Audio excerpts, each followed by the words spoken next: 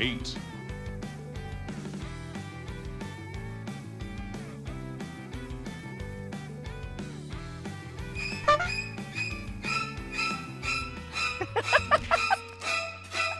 Oh, everything happens. Everything happens as soon as we start. Hello, everybody. Happy Tuesday, everyone. Welcome, welcome. It's time to return to the root trees are dead. Except the thing is, not all of them are. And we found out very quickly that there are many root trees who are not dead. But I'm going to find them all. I'm making really good progress into finding them all. And I am very excited to get to the bottom of this. Like, I think it's going to be good.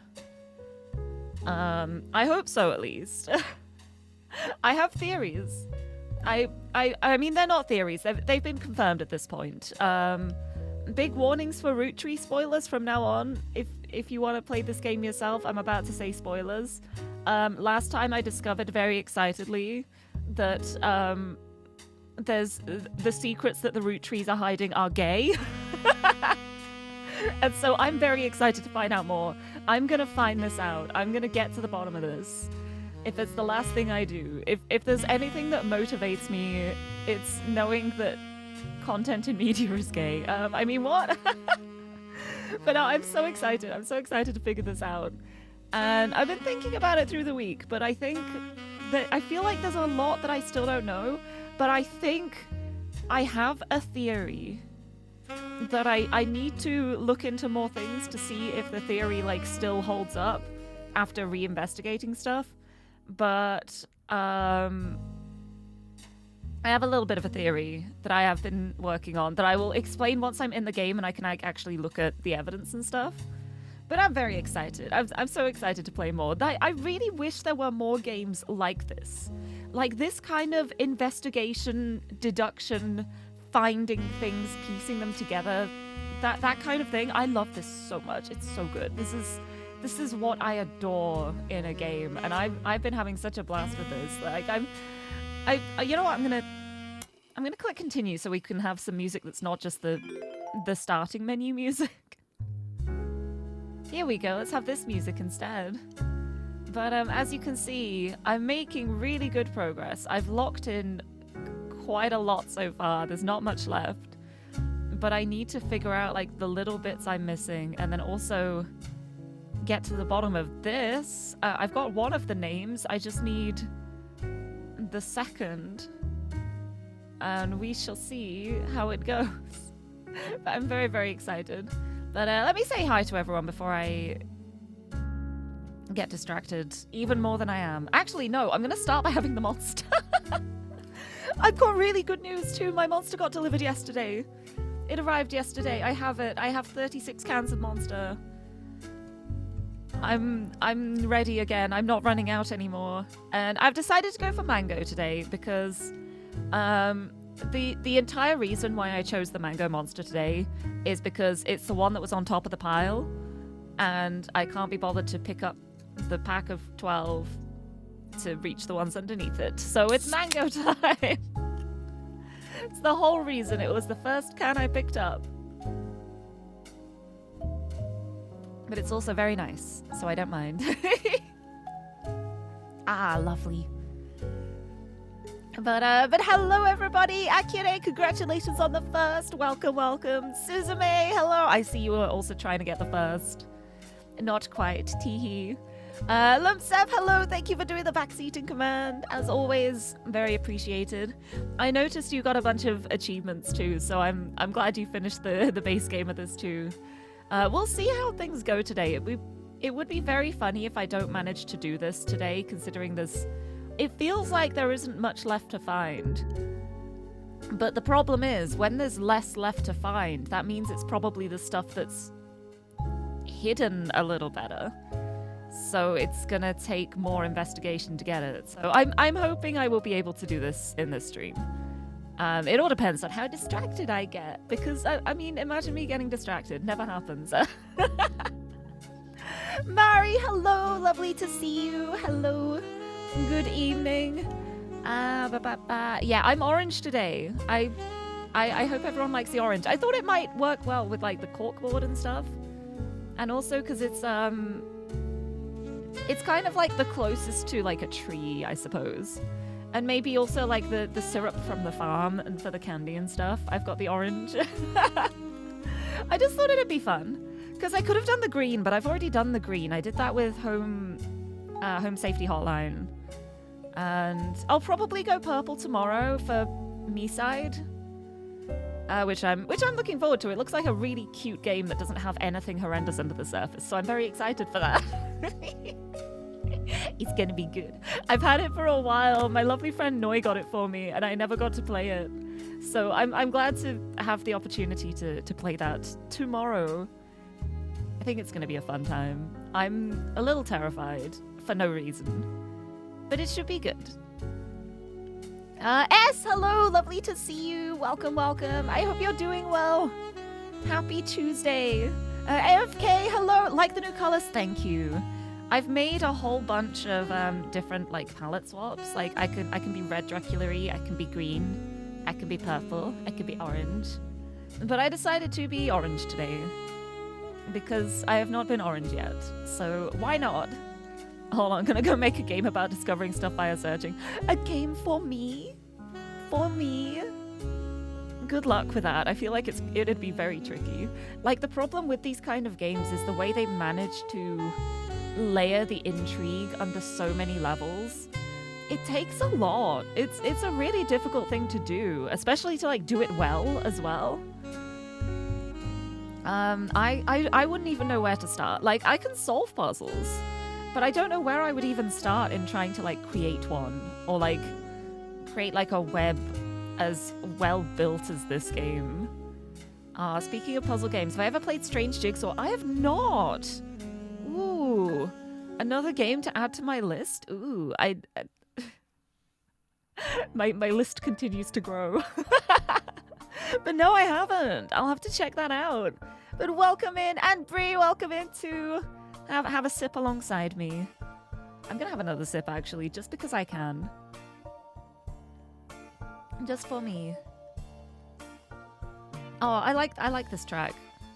This one feels like a good investigation track.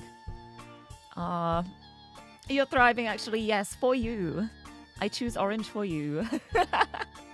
Olam said making pizza, no pineapple though. That's fine. I'm of the opinion that I think pineapple is completely fine on pizza. And I do enjoy pineapple on pizza myself, but also I'm not the type to be like, well, if you don't like it, you're wrong, because that's just like patently incorrect. Like, people can like what they like. If you don't like pineapple on your pizza, that's okay. I will eat the pineapple pizza for you. Don't worry about it. And then you can have whatever I don't like in exchange that you like. Yeah, oh, Suzume, not great at writing, and the only game engine you worked with is RPG Maker. Oh, I love RPG Maker, though. I tried making an RPG Maker game a million years ago. I didn't get very far. I gave up very, very quickly. But it would be so fun to make a game at some point. Mind you, I'm just now like, I just really like writing. I've really gotten back into writing recently. I used to, when I was a teenager, I did so much writing. I would just write full paragraphs every day because I did a lot of like text roleplay on forums back in ye olden days. Back when LiveJournal was relevant and wasn't bought out by Russia, ? I don't know. Anyway, I used to write loads when I was like a teenager, young adult, and then I just stopped for a really long time. And just recently, I've just been like, what if I just start writing again? And I actually, hold on. I actually worked out how much writing I've been doing recently, because I was like, it feels like I've written a lot, like between like my TTRPGs, doing text roleplay with that, and the stuff I've been doing for my own little personal project, which I want to share with the world one day, but not yet, teehee. I added up all the words I've been writing. Since the start of September, I've written over 12,000 words. And they're words I like as well. I was adding it up and I was like, there's no way I've written 12k words. That is ridiculous. I've just been writing little bits, and no, it all adds up. Every little paragraph adds up all together, and it's so nice. And I've missed it. I really like writing. Oh, you too. You just don't have one at this time. Oh, what kind of pizza are you making then? I hope it is still nice. Oh, it's staring at me. I should game jam. I want to. My main problem is I can do the writing. I can't do anything else. I used to know how to code with RenPy, but my knowledge is about a decade out of date. So there are probably way better and more efficient ways to do things than the ways I learned a very long time ago. I do know how to use Twine. I'm actually using Twine at the moment for my personal project. I'm working on a game myself. It's gonna be a long time before it's released or anything. I'm looking forward to it. But yeah, I've been doing so much writing recently, and it feels good to be getting back into it. Like I don't know why I stopped. No, I do know why I stopped. Depression. But it's really nice to pick it back up again. And yeah, I'm gonna hire me to write your game stories and help make the lore. I would be happy to help with that. Hire me to write things for you. Give me an idea and I will flesh it out. One thing that I feel like I'm really good at is if someone has like a basic idea, throw it at me and I'll give you like 5 like directions it could go in. Like if you've got like a basic concept, give it to me and I'll be like, okay, have you thought, what if you add this and this and then we go in this direction? Or if you don't like that, you could bring it down and do this and this and go in that direction. I love building ideas. I want to be the ideas person. But now I'm getting to the part where I can like actually flesh out my own ideas, which has been fun. It's been nice. It's been a really fun time, and I'm very happy to be writing. I just really love writing. I wrote a whole short story for one of my D&D campaigns about like my character and one of the DM NPC characters and like their backstory, and I really loved how it turned out. It was a lovely story. I wish people knew about the world outside of the campaign, because otherwise it doesn't make much sense. But I was really happy with how it turned out. Also, Zarok, hello! Thank you for the dirt, man. Welcome in. Thank you for throwing things at me, too. You don't need to know anything else. That's what teams are for. But I'm a big baby, though.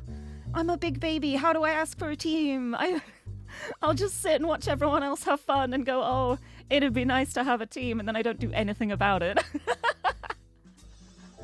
I'm bad at messaging my friends, let alone like people I don't know very well. It's bad. I wish I was better at it, but also I have no time.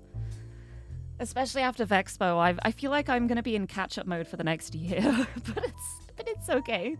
At least I have stream times. And Enki, hello! Welcome, welcome. Yes, I'm your time indicator now. Now you know what time it is. It's perfect. It's perfect. I'm so glad. Hello, happy Tuesday. Suzume, you know 2 people who are writers and want to make visual novels? Maybe you should learn RenPy. Honestly, RenPy is such a good program. It's very straightforward to learn. It's the kind of system where like there's a lot of freedom to like do more things with it. But at the same time, if you don't want all of that, like just making like a basic framework is so easy. It is so straightforward. There's so much documentation around. It's really user-friendly to use. And I like it a lot. It's good. Also, AFK, thank you for the haiku. Haiku redeem for the way I love writing. Fingers to keyboard. My words just keep pouring out. Feels good to be back.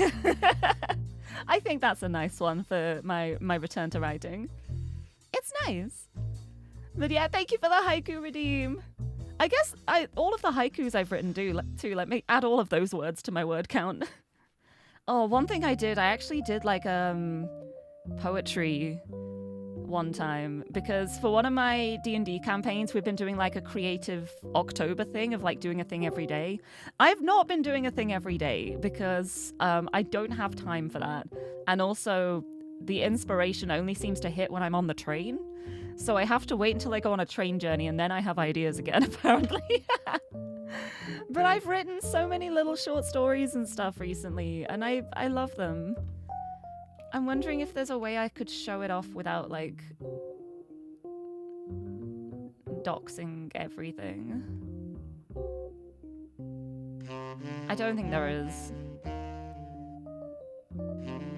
I don't know. I'm gonna try something very quickly. I'm getting so distracted. I should be root-treeing, but you know how I was like, man, I hope I get to finish the base game of the root trees today if I don't get distracted, and then I immediately get distracted at the start of the stream.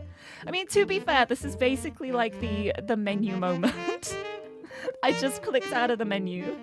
It's my pre-stream yap, just for a little bit. But I want to see.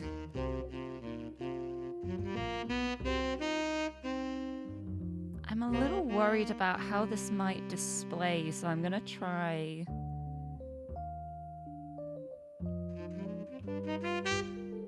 See what this is like.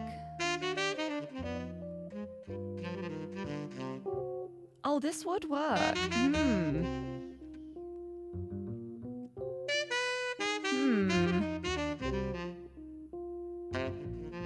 You know what I'm gonna do? I'm not gonna read the story. But I'm gonna show you. I'm gonna show you the story I wrote and scroll really fast, and maybe if you're lucky you can like pause the VOD when the stream's done if you want to actually read it. But I'm not gonna read it all. I just want to show you how much I wrote just like in one day. Just because I got inspired. Let's see if this works. Yeah, it does. There we go. Hi, here's my short story. I wrote it. I wrote this. I wrote it all. I've been writing many things. I wrote many things. I drew that. I wrote things. I'm writing things. It's my writing. It's my writing for my D&D campaign. And then I made this as well. This also counts as writing, I think. This is my character. He's a druid catboy who is extremely confident and very charming. And look at that cool rock. And then this is the one I did as my poetry. And it's basically about being caught in a time loop. And if you click back on this page, you get caught in the time loop. Enjoy being stuck in a time loop. Anyway, that's some of my recent writing. I hope you liked it. I don't even know where I am in chat right now. I hope you liked it. I worked very hard on all of it, and I have more stuff I want to do as well, but... But yes, yeah, pre-stream yap is essential. It's very true. Oh, and S, if you have like a decent pitch deck, you can gather a team for a jam pretty easily. Ooh, actually, yes, if you could send me the link to that, I would be interested. I think that would be a really fun thing to try. If I can come up, I could be the one to come up with the ideas and the basic pitch and just be like, hey, who wants to work with me? Maybe, if I'm confident, one day. Susan May already learned Python ages ago. Oh, well, if you already know Python, then RenPy is going to be so easy. It's so straightforward. It's really, really easy to use. It's really nice. Yeah, it's true. I am currently not so pink-haired cat girl, but I've got orange in my hair this time. Also, Shogun, hello, welcome. Lovely to see you. Good afternoon. Welcome into the pre-stream yap. While I look at my thing. Let me get my dictionary out too. We got a dictionary redeem. Let's go for O. The letter O. Let's see what word we have today. We have old hand. Oh my goodness. I'm on a page which is just old something. It's just loads of words that start with old, and it's like they're two words. It's like there's old guard, there's old hand, there's old hat. Amazing. Let's do old guard. Old guard, noun. The long-standing members of a group who are often unwilling to accept change. An old hand noun is a very experienced person. It's just like, oh, you're an old hand at that. It means you've been doing that for a long time and you're really good at it. That's one term I did already know.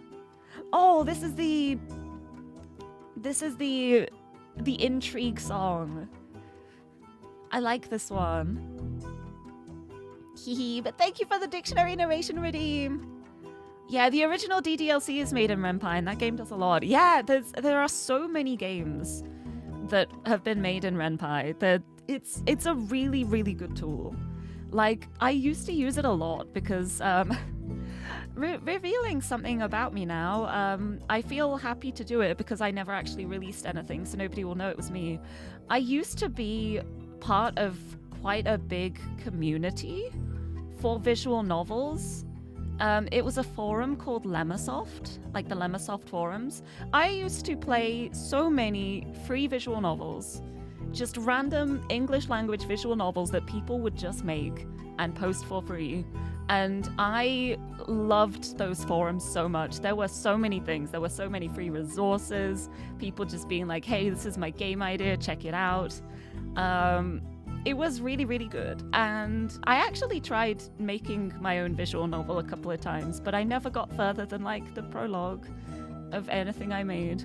Although I did have a very funny moment not too long ago where I found a random game on my old laptop. I was looking through the old files. I started playing it. I was like, whoa, this is really good. Wait, it just stops here. And then I was like, wait, I wrote this. I didn't realize while I started it. I was like, oh, this is pretty good. I hope they finish it someday. And then I realized it was me. And I'd forgotten about it until I got to the end and I was like, no, wait, I did this. A very, very long time ago. It was a long time ago. But, like, the fact that I was able to, like, play it and be like, actually, this is decent and it was my own thing, that was nice. That was like, okay, that's a good sign. Maybe I can create things. But yeah, lots of fun, lots of things I would like to do. But yeah, I'm glad you like the web page. I was going for like the old like GeoCities style. I wanted it to be very like my first web page. I also realized that the HTML tag for like blinking text is just like defunct now, so I had to figure out how to make the text blink using like CSS instead. You'd love to draw S. Okay, project time. we'll figure this out. We're gonna figure this out. This ooh, ideas. Also, hello, welcome, happy Tuesday. You get treated to dinner, free cake, and you managed to catch a Lirie stream. Ooh, dinner and free cake? Is there a special occasion? But I hope you've had a lovely day. I'm glad you were able to catch me too. Hopefully you don't have to be up too early tomorrow. I did play Doki Doki. I haven't played it on stream. But yeah, I played that back when it came out. I haven't played like the paid version of it. I played the free one like when it was first released. The visual novel one. And oh, your fave shut in. Hello, welcome. The game was so banger that your gal was like, yo, this is awesome. I hope this person finishes it. Yeah. Oh, it's the best kind of game when that happens. But hello, welcome. I hope you're doing well. It's the best like moment of being like, man, this is a good game. Wait, I made it. I managed to like, you know what it is? The thing is, whenever it's something that I do myself, I'm always like super critical of myself. But because I had forgotten that I did it, I was able to just enjoy it without the attachment of, oh, I made this. So I could see it like objectively and realize actually it's pretty decent. So like, that's my main problem is I'm always like, well, anything I do isn't good enough because I made it. So forgetting that and realizing was like, wait, maybe I am good. But yeah, now I have to finish it because, oh man, it would be really good if that was finished one day. Well, it's for your birthday. Oh, happy birthday! Oh, I hope you've had a lovely birthday. Hold on. You know what that means. You know what that means? Give me a sec.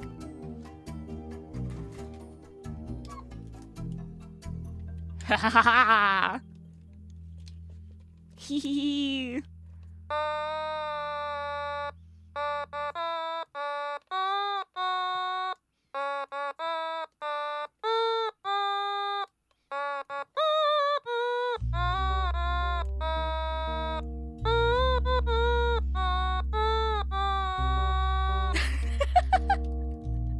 Happy birthday! I hope you've had a lovely birthday. And I'm glad you were able to make it to the stream too. Your fiance paid for the dinner with with major objections from you. No, it's okay. Like, if there's any time you can accept things without feeling bad, it's your birthday, right? But happy birthday. But yeah, it's been really nice getting back into writing though. Like, I forgot how much I enjoy it. Like, I've always been an ideas person, and for a while I was always like, well, I'm just the ideas person. I can't get the ideas out properly. I can't write properly because who knows? I don't know why. Because insert excuse I made for myself. But it was like just starting doing things casually. I started doing, like, I'm part of a D&D group, the one that, like, I did the short stories for that I just showed off. That D&D is, we only have sessions once a month, but we do text roleplay through Discord, like, throughout the month, in between. So it's like a combination, like sessions and also text roleplay at the same time. And honestly, doing that's what, like, gave me back my confidence in writing. Like, starting the text roleplays and being like, wait, I remember how much I used to love this when I was younger. It's been really, really lovely. Hee. Oh, also, thank you for the lurk. Doo-doo-doo. Gonna lurk for a bit while you mess with yet another emulator. Oh, I hope you have fun with it. I hope the messing around has good results, I suppose. But have a good time. Thank you for lurking. And also, Thermo, hello. Greetings. Lovely to see you. I've just been talking about how much I love writing. One day. Hee hee. The one thing with your ideas is that you're great at visualizing them, but describing them is hard. See, the thing is, I always have such vivid pictures in my mind, but I can't get them out. It's been, like, I feel like I find it easier to describe things through text than I do, like, if I try drawing. Like, I've tried art in the past, and, like, I'm not bad. I don't think I'm a bad artist. I can do things, like, passably, but I'm also not a good artist either, and I don't feel passionately enough about visual art to want to put in, like, the time and effort to increase my skill in it. Whereas with writing, it's the kind of thing that comes really naturally to me. Like, as soon as I start, I can keep going. It's the starting that's the problem for me. But then once I start, I just keep going and I keep going. And then I look back afterwards and I'm like, oh, this is a bit of a rambly mess, but I can edit this now. I have the base work.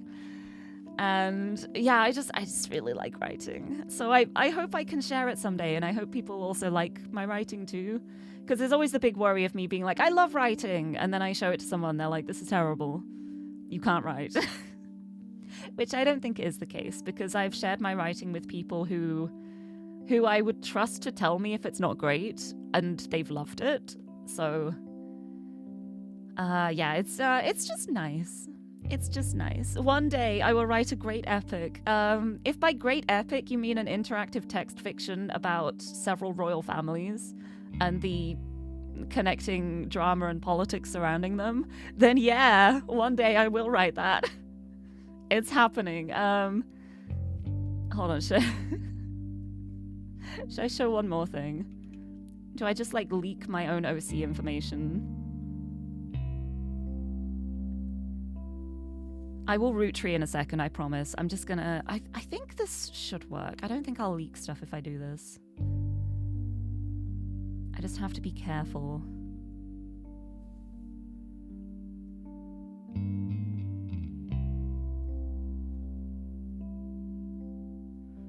Right, will this work? Give me a second. There's not much at the moment, but I made myself a little website just for my OCs. So, wait, can I make the cursor show up? I don't know if I can. No, I can't make the cursor show up. You can see when I like mouse over these at least. But I've created a little world. This is one of the continents in the world. This was inspired by Blueprints. Blueprints gave me the inspiration to be like, hey, I can have something that's set in the real world that's a different world. Actually, you know what? They're gonna have their different countries and stuff. I can do the same. So this is my little world. This are the realms in them, and these are the royal families for each of the realms. And I'm not gonna go through all of it. I'm just gonna click very quickly. If you really want to look back on some of it afterwards, you can pause the VOD. I don't mind. I haven't written hers yet. It's Lorem Ipsum. But yeah, that's my OCs. The different realms.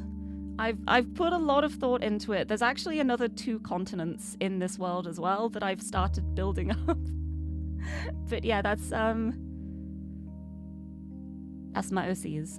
And that's what I'm making my game about. That is the backstory for the game I'm making. But yeah, that's all you get. You get like the tiniest teaser. One day I will talk about it and share it and reveal what I have done. But that's not today. It probably won't be this year. It might be next year. If I keep working hard, I would like to at least get a demo or something done by next year. But yeah, basically that's all of the stuff I've been doing instead of playing Celeste, which I should be for my charity redeems. I'm sorry. I'm really sorry, Donathon people. I will get back to Celeste at some point. I just need to brace myself. And I also am still finishing my vlog from Offkai, which is turning into a video of like a combined vlog of Offkai and Vexpo, which doesn't actually have any videos because I got so distracted at both conventions I didn't make a single video. But there's still gonna be vlogs. It's a vlog. It's something. And I'm also working on the MV for my song, so there's a lot of stuff going on in the background. Plus I still have to work. Plus I'm still streaming constantly. Who needs breaks anyway? Let's play the ROOTTREES. I'm fine. I'm not putting too much on my plate. Everything's okay. There's nothing to worry about. I promise I will take a break over New Year's. Christmas, New Year's, I will actually have like a proper break where I'm not working. I promise. But I have so many things I want to do. Also, Flora loves flowers as well. Thank you so much for the follow. Welcome in. I'm sorry you joined like mid-ramble, as I'm just talking about the endless projects I have. But welcome. I hope you're doing well. And Mellow Mute, lovely to see you again. Hello. I can do it. Thank you. I feel encouraged. I'm gonna have some Monster just for myself. But yeah, I love it so much. People who can actually do larger scale world building are crazy. Having to keep all the context in mind while writing sounds so overwhelming to me. See, the thing is, it doesn't feel overwhelming to me because the way I do it is like it kind of builds itself as I'm writing. So I'll come across like, I'll start writing something and I'll be like, okay, in this situation, what would they do? They would have something like this. And then I add that to my notes for world building. And so it kind of like naturally builds itself up over time. Like there's a lot of details that still I don't know the answers to, and I won't know the answers until I am asked a question of like, okay, but how would they deal with this? And then when that's asked, I'll be like, oh, how do they deal with this? They do this. And then I've got another thing to add to my world building. It's probably not like the best way to do things. It's probably the kind of way that does introduce a lot of plot holes. But that's the thing. I would rather have plot holes and fill them in than try and have like a clean surface from the beginning and stress myself out. It's nice to just start with the lump of whatever I have and mold it into what I want instead of forcing myself to have something immediately. And it works really well for me. It's a lot of fun. I'm truly cooking. Well, the thing is, I'm planning on cooking. I have so many ingredients right now. I just need to actually cook them. But I have the ingredients, and sometimes that's the hardest part. Sometimes you can be like, oh, I want to cook right now, but I have no ingredients. And I don't have the energy to get the ingredients, so I can't cook. Whereas now, I'm like, if the inspiration strikes me, I'm like, I've got everything set in place. I can do it. Anyway, back to the root trees. Very excited last time to discover that here, Samantha Roottree, I don't know exactly what happened and why Samantha Roottree got estranged from the family, because nobody seemed to know she was a root tree, and it makes me wonder if this was a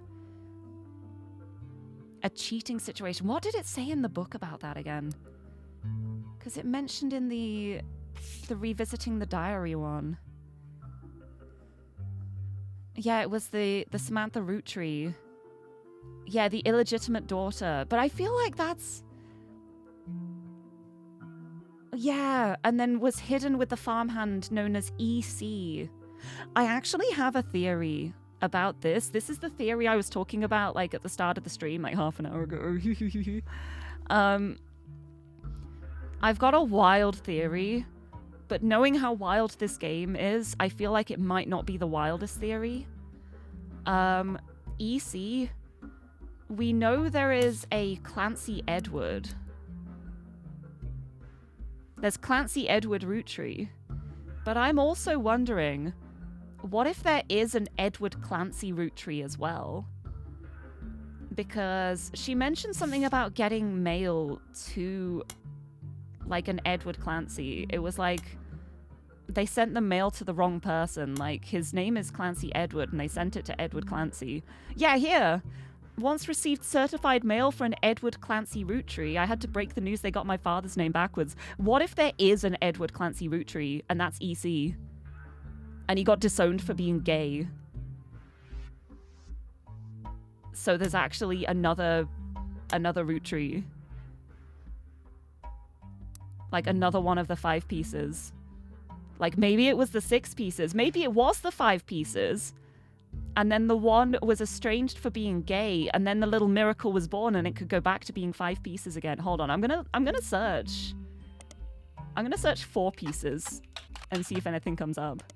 No, okay. But I think that could be a possible thing. Because we know that it was the whole, like, the eligible bachelors. Oh, the confirmed bachelors, yep. EC and his roommate. Oh my god, they were roommates, Mr. Miller. And that is John Miller. John Miller and EC. And I think it might be Edward Clancy. Because here as well, there's the whole, like, I met a new girl I don't like and said, your pop is my dad.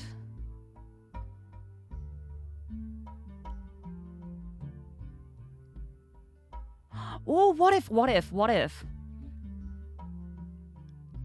if EC is twins with CE? What if it's like they were twins?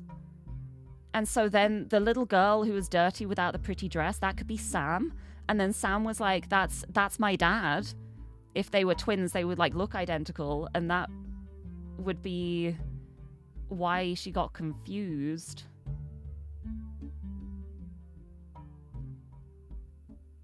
It could be. It could be. It would also be so funny having, like, twins called Clancy Edward and Edward Clancy. Like, much to think about. Pizza was nothing crazy, just prosciutto, bell pepper, onion, cheese. That sounds nice, though. That sounds good. That's, sometimes you don't need too much. Like, honestly, my favorite pizza is just, like, super plain, but with lots of cheese. I like very cheesy pizza because I don't like the taste of tomatoes. So basically every time I have pizza, I have it so that you can't really taste the tomato. It's just so cheesy. I just like really cheesy pizza.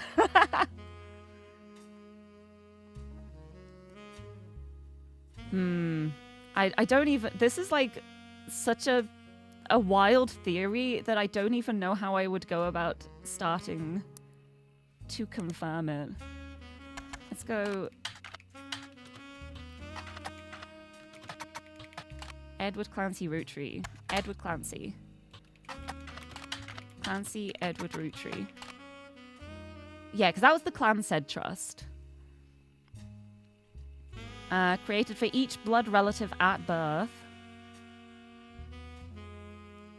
Yeah, the ROOTTREES versus RR. That was going to be the situation with Gwen. And the 5-piece guarantee. Let's look that up again. To ensure... Yeah, that's the one where the yearly salary is just the price of a single pack of 5 pieces. Yeah, right. I want to look... I don't know what I want to look at now.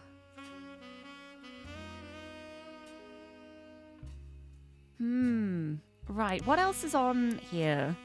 Like, this isn't even going to unlock until I've got everything else locked in, so I can focus on the rest of that, at least to begin with.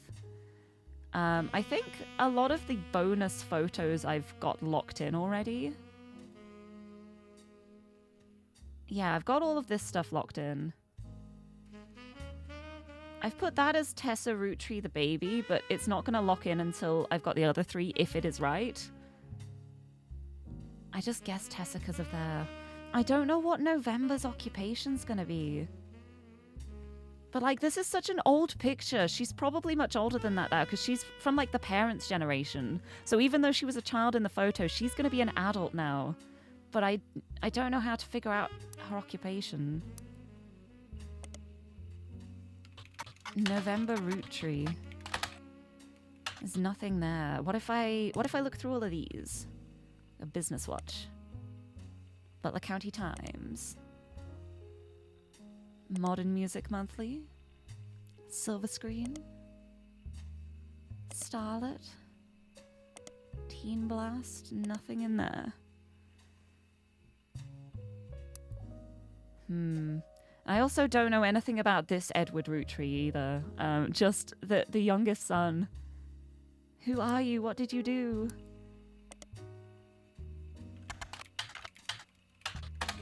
Edward ROOTTREE, who are you? Were you in Teen Blast magazine? No. Is there anything that even mentions him? Like, the only reason I know he exists is because of the picture, I think. The evidence picture. I wonder how much evidence there is as well, because the table's quite big, and if this, like, fills up, that means there's still a lot of evidence I don't have yet.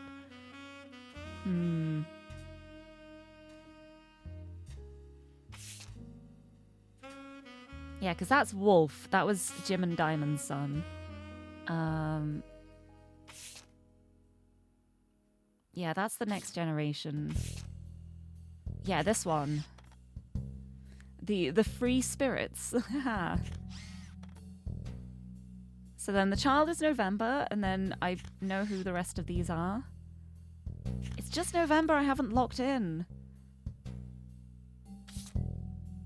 I don't know what her job could be.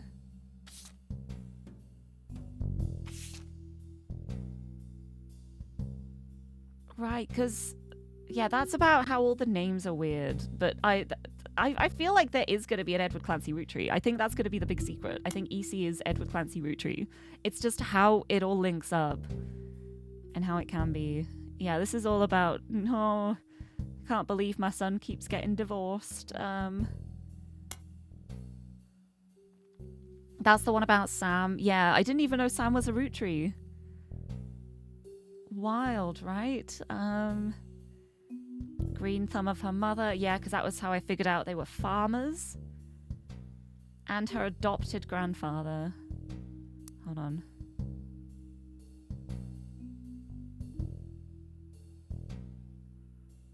Her mother. Samantha's parents. Adoptive grandfather. That would be EC and David Miller. John Miller. John Miller. Why do I keep calling him David? Why do I feel like he's a David? I don't know why. It's John. I figured out the name is John. Okay.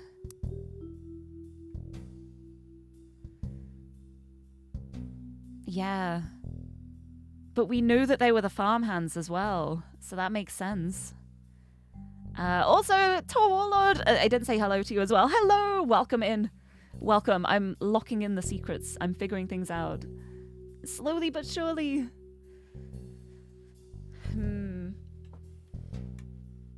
Yeah, the confirmed bachelor. Teehee. Yeah, she had no problem with us next gens, but had a hatred for the 5 pieces and Elias and Gwyneth. There's a 5 pieces picture. Have a look.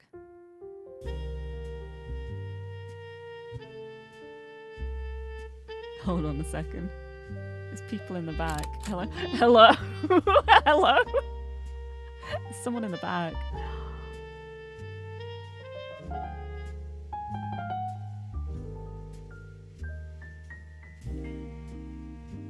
I think I found EC.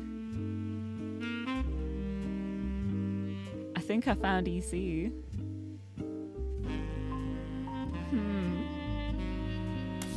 Hold on. I'm gonna search 6 pieces and see if anything comes up.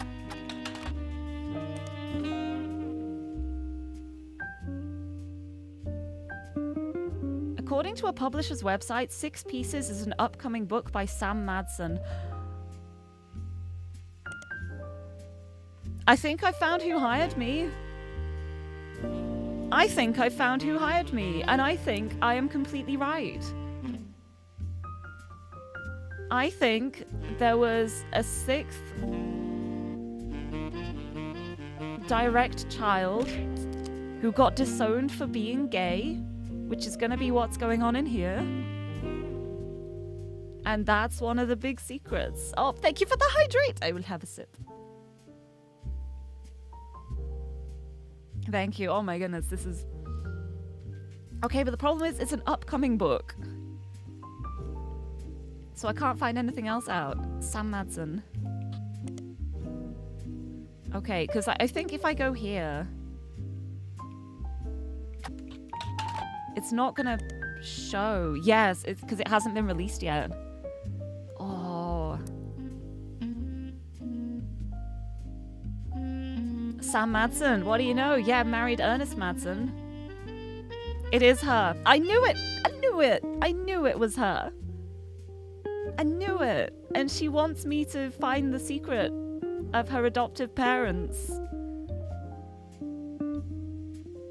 So that when she reveals the truth, it's not just like big scandals.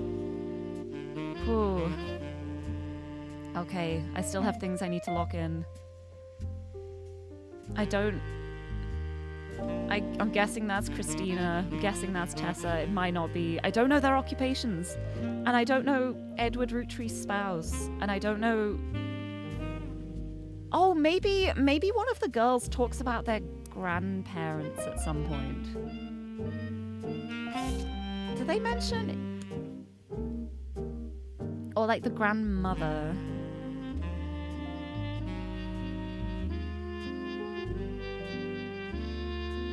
Grandma Laura. Oh, there is. Wait, that was easy. Okay. Grandma Laura, that means that Clancy Jr. was married to a Laura. So it's going to be the only Laura on the list. Okay, that was... that was lucky. Okay. Edward, I need something more about you. Give me more about you. There, all the kids standing together. We know Edward's the youngest. Okay, maybe in here, in like the original one? Because this is talking about her. If she talks about her youngest brother at some point. She's off in Starlet and... She's the first Roottree woman to be anything other than a housewife. That would be how I locked in the housewife ones from before. I kind of guessed because of like bigotry from the time period, but that would be how I confirm it. Okay. Okay, that's about Elias standing down. Architects, preachers, lawyers. That's how I got the 3 careers for the other 5 pieces. Ended up going to Zach. Could a woman take over? Nope. And this is the Sam one. Do-do-do. Maybe dry cured ham. Oh yeah, I've seen ham on pizza used a lot before. Like specifically like that specific type of ham.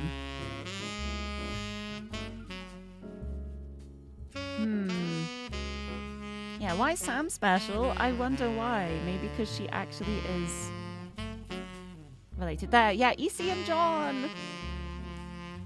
There, Sam working alongside the farmhands. Yep. Sam helped Eli make his bike faster. Because then I think Eli's the one who I ended up locking in as a mechanic too because of like the overalls he was wearing. I think this is another hint towards that.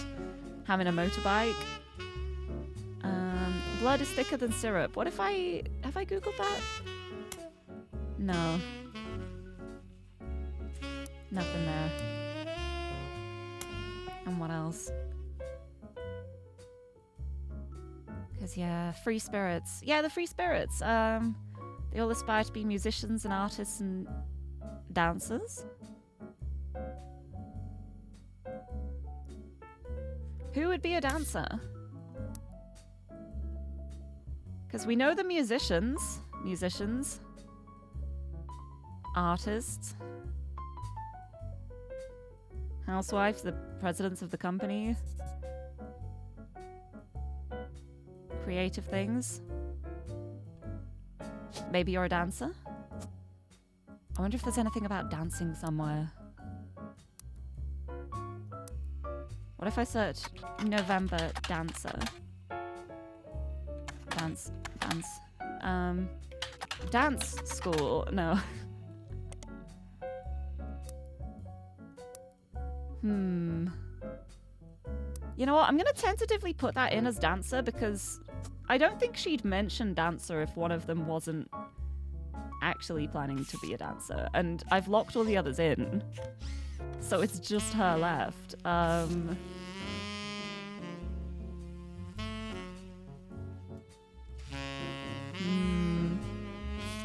Oh, here. Yeah.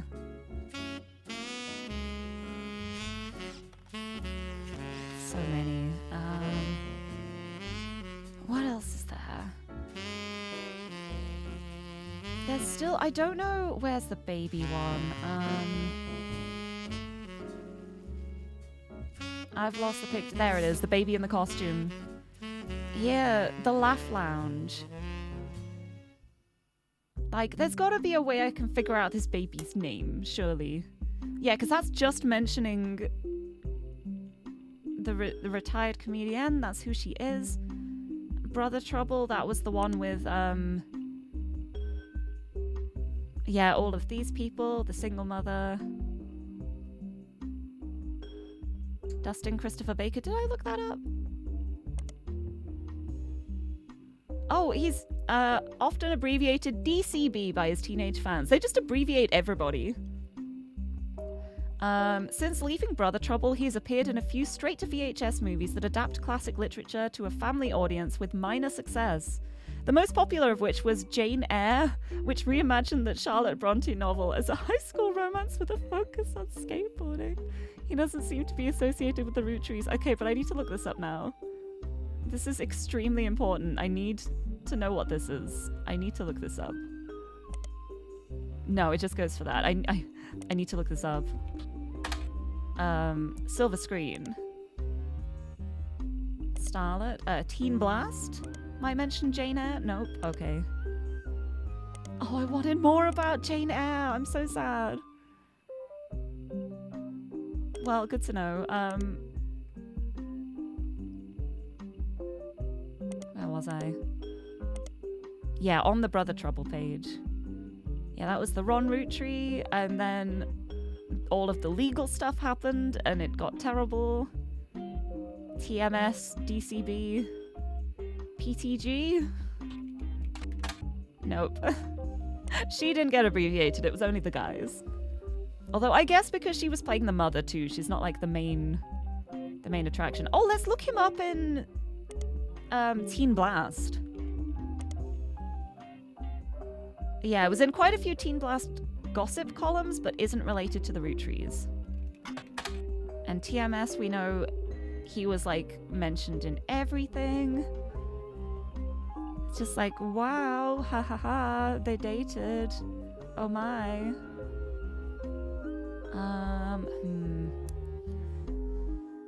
What else? I don't know how to find out more about Edward. I don't think there is anything that really mentions Edward very often. Like, he's just like the forgotten sibling. Nah, yeah, that's Gwyn and the boys. Because here, I wonder if Carl would say anything about about Uncle Edward. There's anything that he might possibly have said about his uncles. There's Dr. Stephen Wilson, yep. I wonder if there's any other stuff I can just look up. Yeah, because I looked up the Floozies. Yeah, because they're the punk band. Said Beef Baby. Beef Baby. If only I had the time or resources to look into it further. I want to know what Beef Baby is. What about Modern Music Monthly? Do you have Beef Baby? No. Teen Blast, Beef Baby. No, this is so sad.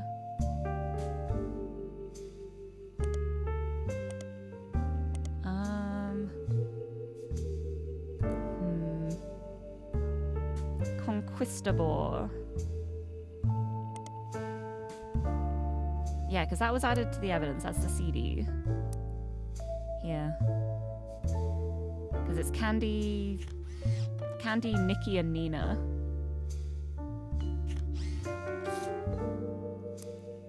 Nice. I'm gonna look up Conquistador in the music one. No. Okay. Right, what else?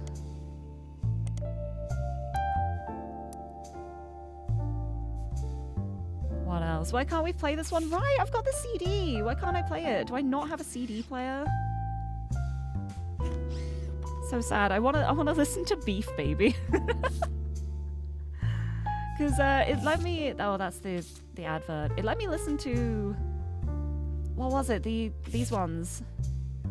The Rolling On Down to the City. Oh yeah. Yeah, we rolling.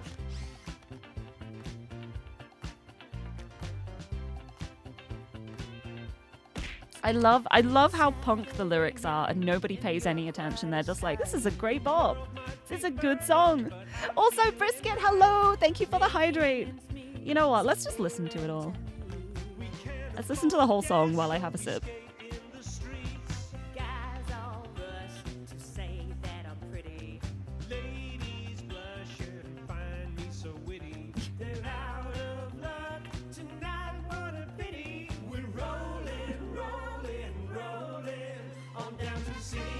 Oh yeah. Break it down, Diamond. Oh yeah. Why is it actually a really good song as well, though?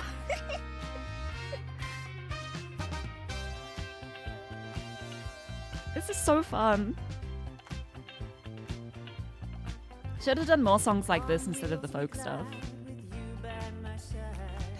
Should is rising, so is our pride.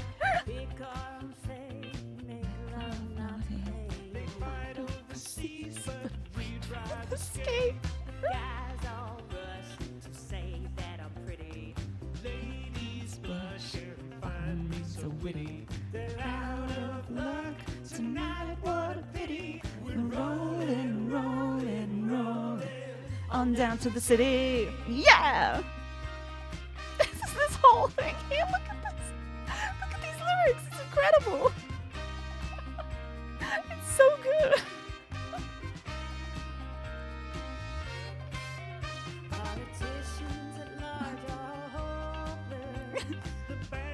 Oh yeah.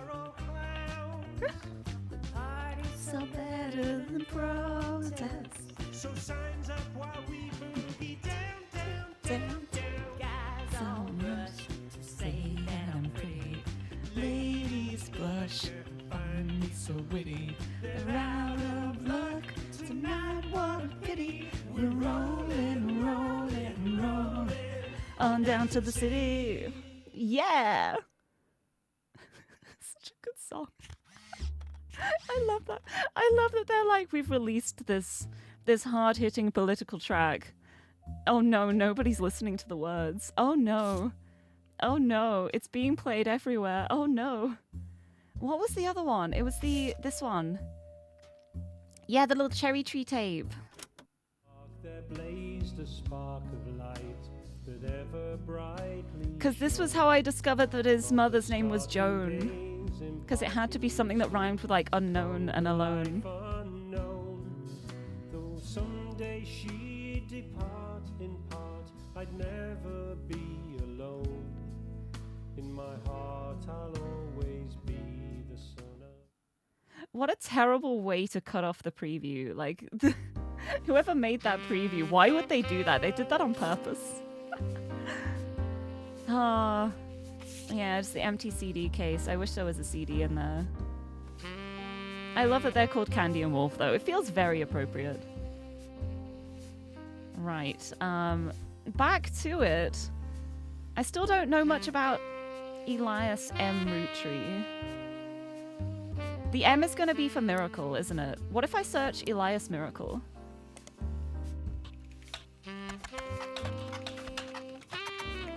I just search for that. No. Eli M? Eli ROOTTREE. What if I look up, like, the local paper?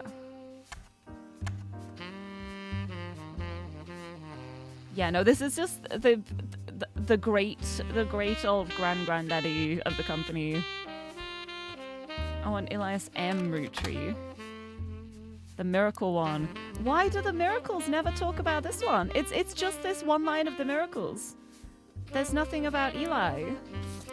They're like, oh, 3 generations of Miracles. Don't worry about my brother. He's not important. Yeah, there's Miracle Jr. Miracle ROOTTREE as in his 68th year. And then Miracle the Third and his wife Nicole, who are the youth pastors. And then nothing about the rest of it. Let's look up Miracle ROOTTREE again and see if there's anything about his kids. It just says, and his son. He had 2 sons. He had 2 sons. And it just mentions, and his son. So it's just the one of them. Not even talking about his other son. There, any attempts to find out more about these legal troubles is thwarted. I don't believe that. I think there will be a way to find out more. Oh, well, I did find out more, I think. I found the stuff that I searched on Spider Search. Yeah, because this is the website they made. There we go. The family's second vessel for higher power. But then he had a younger brother too. He's not important, I guess. Miracle Jr. They're part of the Miracle Network. Did I look up Miracle Network? Yeah, that was because that's the flyer for the tour. Touring across New England. He was younger than his brothers and sisters by over 14 years. But he can spread the healing word of the Almighty. Definitely real. Clergy Watch. Did I look this up? Yeah, no, it just links back to here. Oh, what if I look up Miracle Network in the periodicals? Like Silver Screen? No, it would be Starlet? No.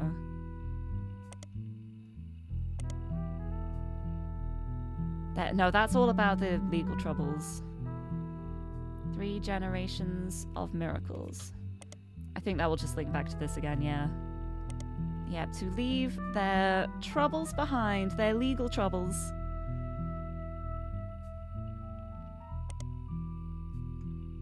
Yep.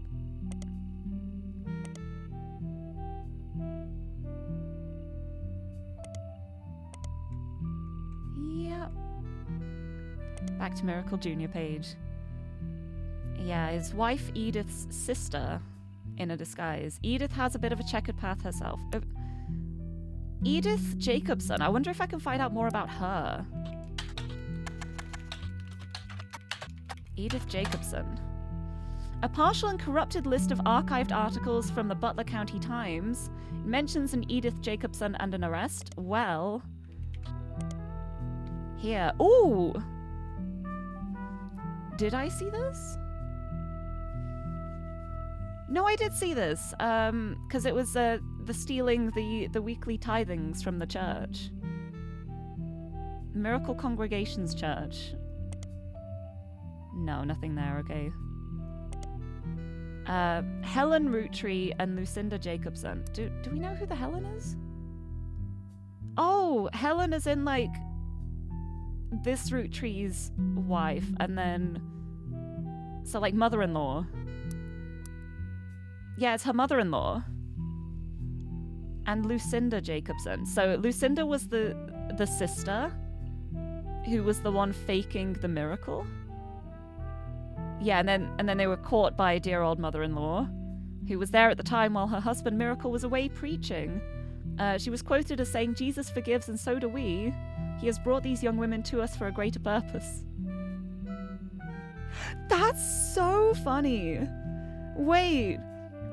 That basically implies her and her sister came to the church to try and steal from it. Dear old Helen Roottree was like, "No, you have been brought to us for a greater purpose." And then Edith ends up marrying her son. She's like, "Oh, you've been brought to us for a purpose. You are now part of the family." Is that how it worked? That's hilarious. What a way to matchmake. What a way to matchmake. That's terrible. I love it.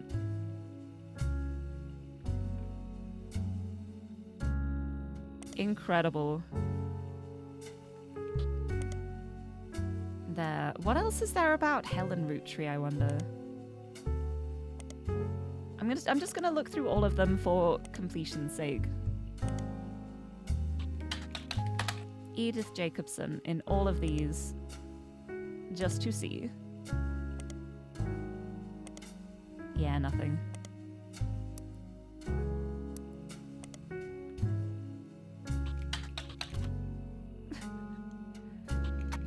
Edith Roottree. Yeah, that just links to here.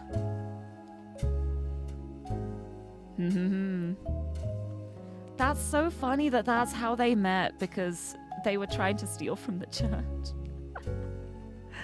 Incredible. And Pygmy, hello! The Rootttrees are dead, it is true. Some of them are. But we are very quickly discovering that there are many that are not dead. And I'm finding them all. This is so funny. That is so good. I love that. Like, they met because Edith and her sister were trying to steal from the church. Good old mother-in-law was like, "Wait, no, actually, what if you marry my son?" And then they did more frauds later on too, claiming to heal someone in a wheelchair. Incredible. Is there anything else about Clergy Watch, maybe? Let's have a look.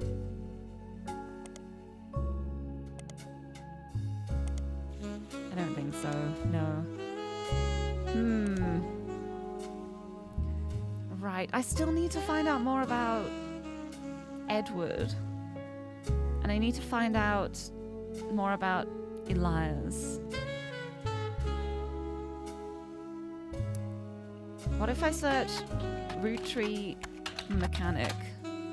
No. Mechanics. No.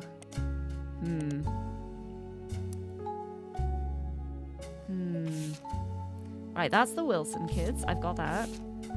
That's the Rafferty LaRues. And that's how Katrina, the youngest, that was how I got these over here. Yep.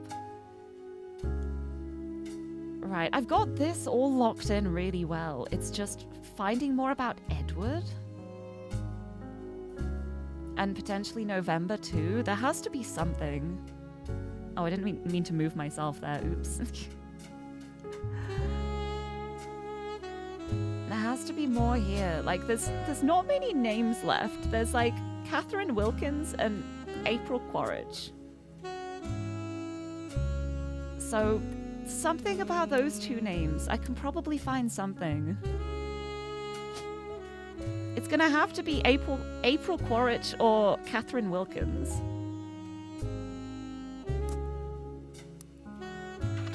April ROOTTREE. Catherine ROOTTREE. Nope. Any business stuff?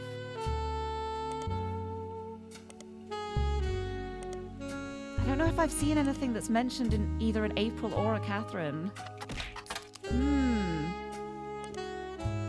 Thank you for the hydrate! I need it. I need them, definitely. Thank you!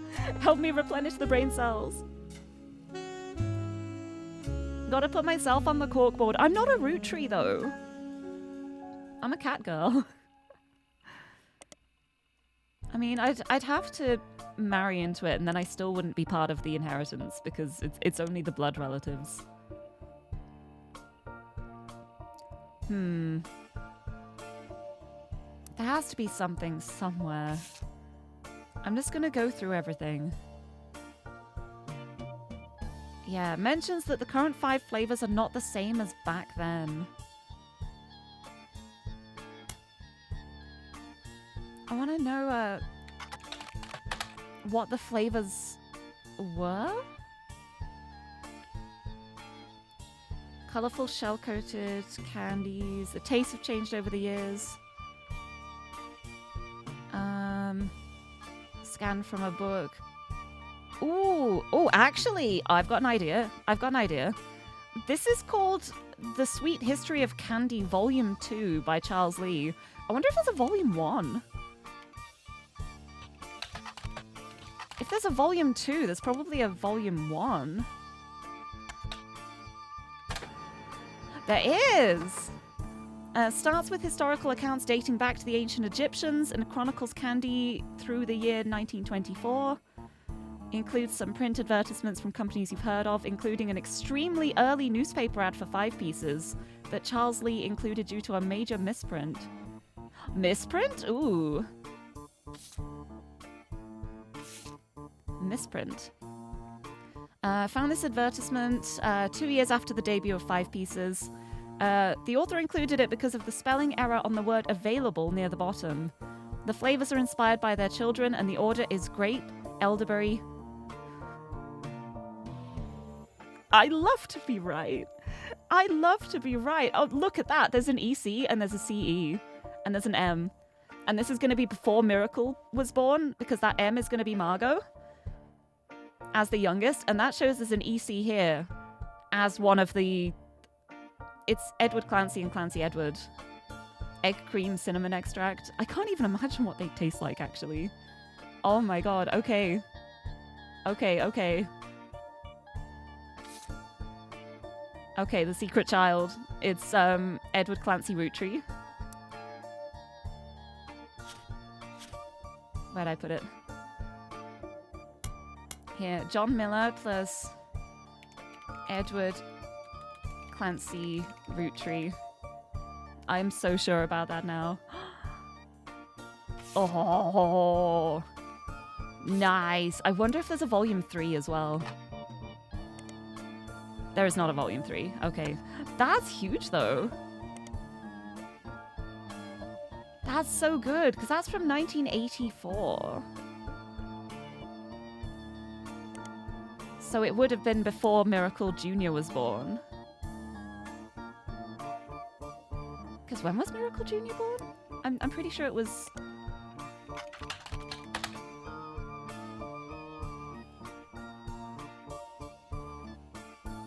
No, I mean like the book was in 1984, but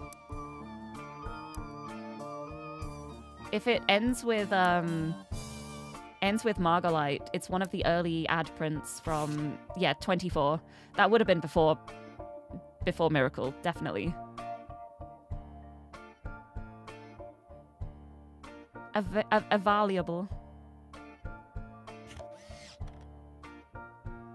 That's so interesting. That's so cool. That's so cool. I love this. I love this. Feels kind of evil if they were brothers to name your kids just the same names but swapping the middle and first names. Yes. To be fair, this was like the 1910s, 1920s. But yeah, I think they're... I bet anything now. I think they're twins. I bet they're twins. I bet Edward Clancy and Clancy Edward are twins. But then Edward Clancy got disowned for being gay. But then he raised Samantha ROOTTREE after he had a kid at like 16. It was like, that's... we'll leave you with like the farmhands. Like the younger son being disowned as a farmhand. This is so interesting. This is so interesting. I still don't know anything about Edward. I don't know how to find out things about Edward. I don't even know what his job is. I don't even know what he does. It's kind of wild that I just can't find anything about him. I feel like there must have been something somewhere. I think the best bet is probably just scouring through Lauren's diaries again and just seeing if she just mentions... if she mentions her younger brother at any point. Ah. Yeah, scandal. Illegitimate daughter, yep. Sent to the ROOTTREES. Hit her with a local farmhand known as EC. The child. Oh my goodness. Yeah, and then they married. Had never taken another lover. How romantic. And that was about the son, Clark. Yeah, there, Edward. I did what I could, and Lord knows Eli C stepped up and helped more than I could say for Clancy or Edward. So she doesn't get along well with these two, but she did get along well with her like the middle-aged brother.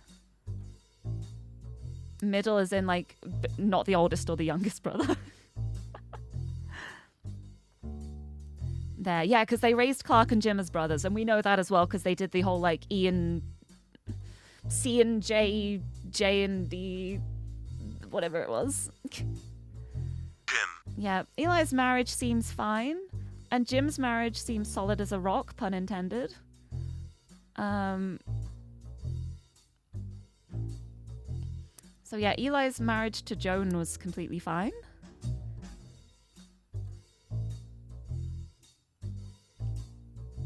Yeah, because this is just basically implying that she just doesn't get along well with Clancy or Edward, which isn't helpful because I need to know more about them.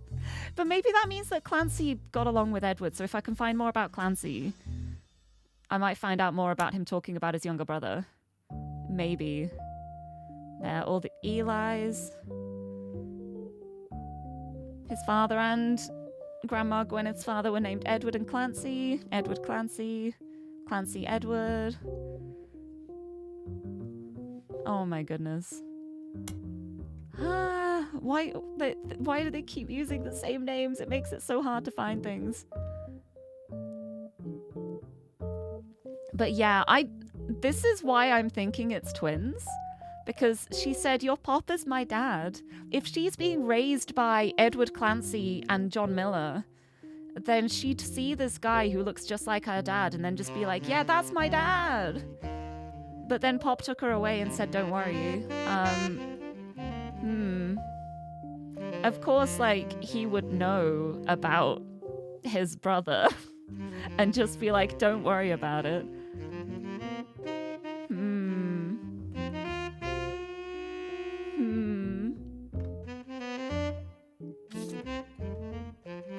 Wow. Yeah, Edward, professional son. And also a father? Did I look at Yukon? Yeah, University of Connecticut.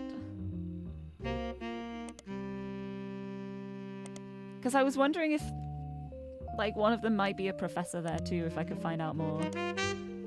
What if I look up Yukon in these and just see if there's, like, anything? Anything at all? Probably not.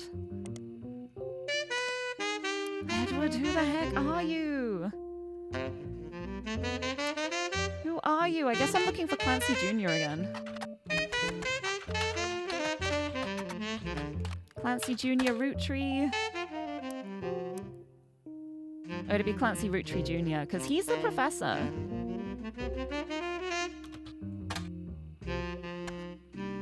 So, Professor Clancy ROOTTREE? No.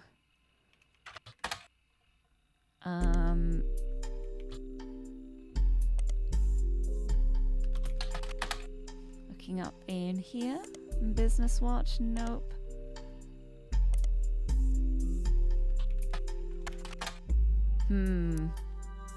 I'm sure I found out more about Clancy Jr. at some point. Where did I? Let's scroll down to the bottom. These are the pages I haven't looked at for a really long time. Since the start of the game. So yeah, that's all about the adverts. The ROOTTREE sisters, the candy company. Candy company, lots of results. The maple farm, it's got the president. There's Root, which is the Brenda White originals. Brenda ROOTTREE. Aw, thank you for the lurk as well. I hope you have a good day. Yep. Carly ROOTTREE is the daughter because she wanted an RH name as well. That was the Watchman of the Year. Because that was from Business Watch magazine. What if I just search Watchman of the Year in Business Watch?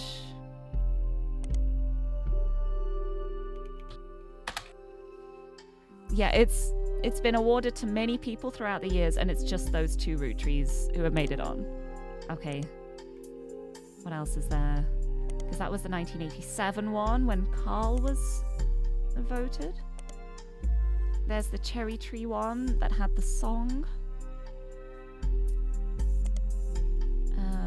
A Life Between Wars. Yeah, that was the first diary that I saw. Sound of Laughter. Yep. That was the red herring. Haha! Carl ROOTTREE. Yeah, that was the little recent thing about, yep, he's dead.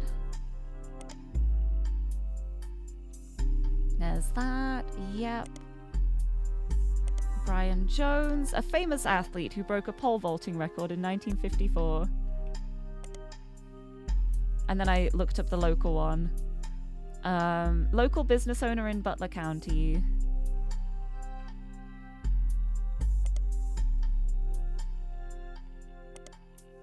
What business? Yeah. Oh yeah, this was the printing company thing. Jones Graphic and Print. Wait, did I look this up? I don't think so. Ooh. Yeah, Brian Jones taking over his father's print company after 20 years. Who was Brian Jones again? Where the heck was this from? I don't even remember where Brian Jones is.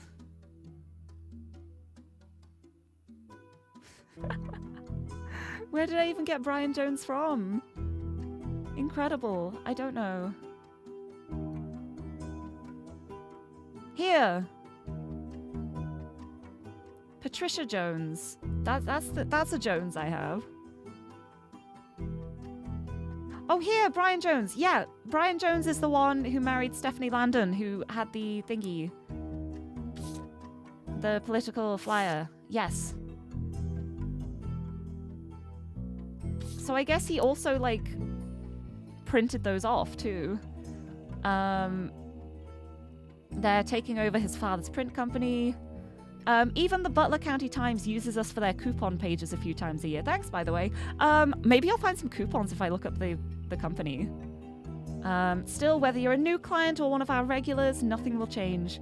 Come on down for the best prices on bulk printing anywhere in the state of Pennsylvania. Or search for us online. I designed the website myself. Okay, let's have a look.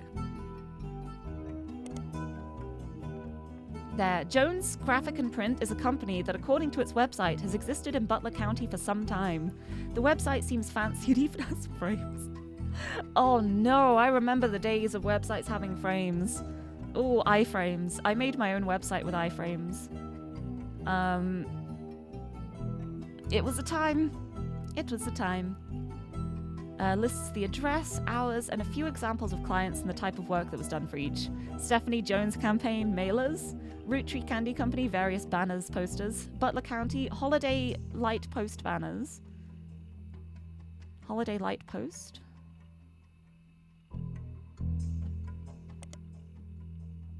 Let me just stick that in here. Miracle Network Tour Flowers. Oh, ROOTTREE Motors! Oh, I bet I can find out something about the Eli M through that. Butler County School District. Let's look up the schools. And Butler Summer Theatre. Ooh. Posters and set contributions for Children of Eden. Children of Eden? It's a musical with songs by Stephen Schwartz. A game designer by the name of Jeremy Johnston really likes it. Realized it could kind of fit timeline-wise with a game he was making, and decided to use it instead of something fake as kind of an Easter egg. Oh, so this is like an actual thing. Wait, that's cool. You don't need to check it out, but if you do, I like the songs The Hardest Part of Love and Lost in the Wilderness. You know what? I'll remember that. Thanks, Jeremy. I will check it out at some point. Also, if you haven't already used... Oh, is that going to give me a hint? I don't want that.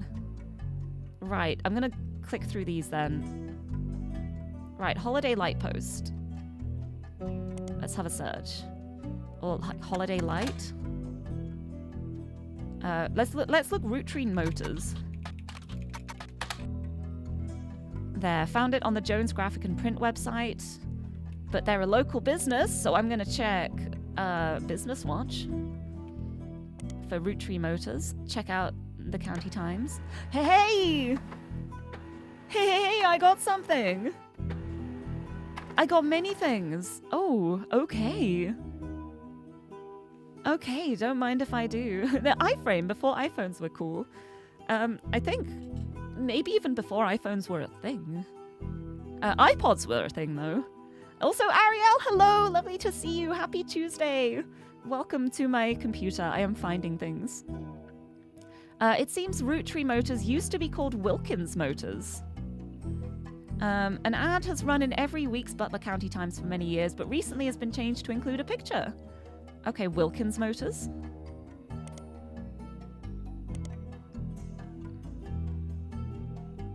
Let's look for Wilkins Motors. You don't feel that the older ads are relevant, though why the name would have changed might be. Right, let's have a look at these then. Here we go. ROOTTREE Motors ads from 74 to 77. Wilkins Motors is now ROOTTREE Motors. We may have a new name, but we promise we're still the same family business. All that's different is we've joined a sweeter family. I see what they did there. Funny noises, need new oil. Come on down, we'll fix her up. Call the fixers at 555, fix her up. Right off I-72, take exit 23. So that means you joined a sweeter family, hey? Wilkins. Catherine Wilkins married Elias ROOTTREE. So Wilkins Motors became ROOTTREE Motors. So it's her family business, but she married a mechanic to continue the family business. ROOTTREE Motors, your local family mechanics servicing the entire Pittsburgh area. The local family mechanic. And here, oh, it's a picture. Tessa ROOTTREE, our newest fixer, learned all there is to know about cars from her ROOTTREE Motors parents. I got the names the wrong way around there. Ho ho ho. So Tessa ROOTTREE, their newest fixer, learned all there is to know from her ROOTTREE Motors parents. So this is Tessa. This is Tessa ROOTTREE. We got a picture of her, and she is also a mechanic. Which means that you, as the only ROOTTREE left, you have to be Christina ROOTTREE, their little baby. Your job is baby. Right, so I just need to know this. I just need to know what the heck Edward does, and I'm done with the base thing. Right, back to here, back to here. Let's have a look at if I search for the school district, if something comes up. Just like on the off chance it does mention something about the school district. I don't think so. Right, so now I look at the theatre. Butler Summer Theatre. The Butler Summer Theatre performs plays and musicals during the summer. Makes sense. As it is not summer currently, their website has a thank you message. Thank you for making our 1998 season such a success. Stay tuned for announcements about performances in 1999. The website lists the credits of a musical, which seems to be the final show they performed last season. There's a cast list, but none of the names seem relevant. It lists the crew, posters and additional set design elements by Jones Graphic and Print, choreography by November Studios. November Studios. Is she a teacher then? A local dance school. They advertise lessons for ballet and jazz classes. There is hardly any other information available. Is she like a dance teacher then? They're like choreographer? There's professor, but there isn't teacher. I think I'm gonna keep it as dancer. Right, let's have a look in here if there's anything else about November Studios. Instead of November Studios, maybe they should have called this place No Mention Studios, because you don't find any information about it anywhere. Nice thought, though. I guess not, then. But yeah, I think that's easy to guess that November's probably a dancer from there. Also, Belaphon, hello, welcome! Yeah, occupation baby is the best. Like, that's truly the greatest occupation you can have. Just to be a little baby. Imagine. Right, it still doesn't help me with Edward, though. This is the last thing I need to find now.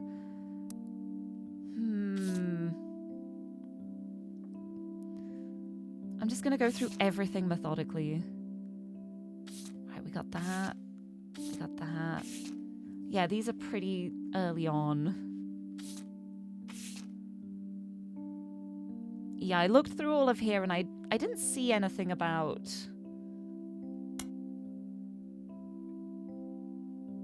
Edward specifically. She seems to talk mostly to her brother Clancy. She didn't mention Edward in that, I'm pretty sure. That's the story so far. Ha ha ha. That's the twins. And ROOTTREE is their favorite. And their statement about the candy company.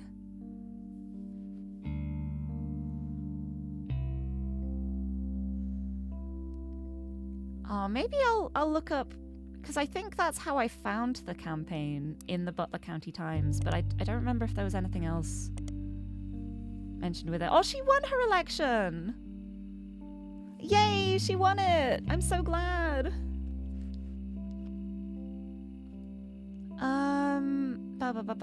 Born Stephanie Landon until her marriage to local business owner Brian Jones.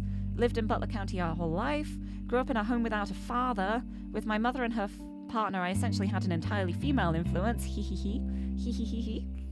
Her mother, the artist, yep, doesn't like the corporation's policies regarding deforestation. What if I look that up? Can I find something about the deforestation? Nope. Okay.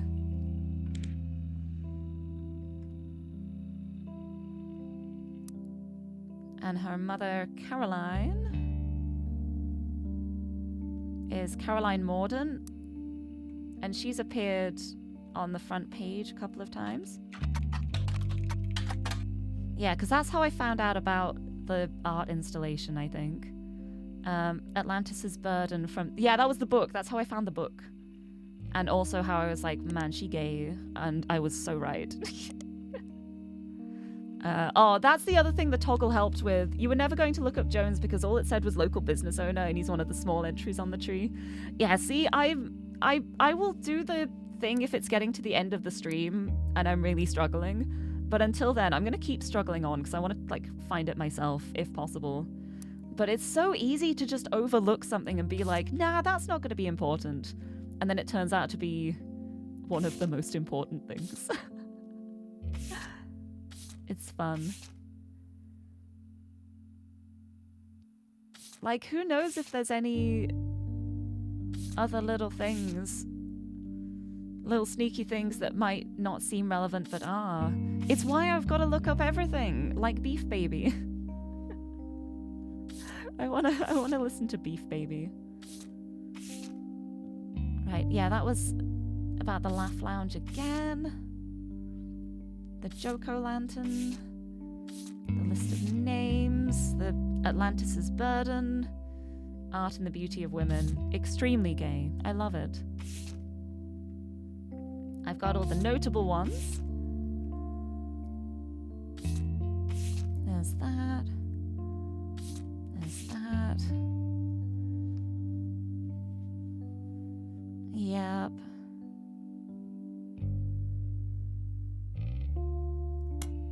Let's have a look here. A music critic who used to work for Modern Music Monthly. Let's just see if there's anything else. Okay, no, you gotta... It's just like, yeah, this guy wrote a lot of stuff. You've got to search specifically. That is fair.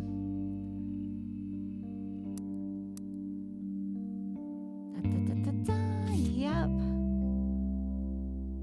Where was I here? And that's the ROOTTREE Motors. Your local mechanic. And this was like when Ernie died. And I'm guessing he needed a transplant of some sort, but it was too late. Which is a shame. But, because I think I looked this up. Yeah, and there wasn't anything.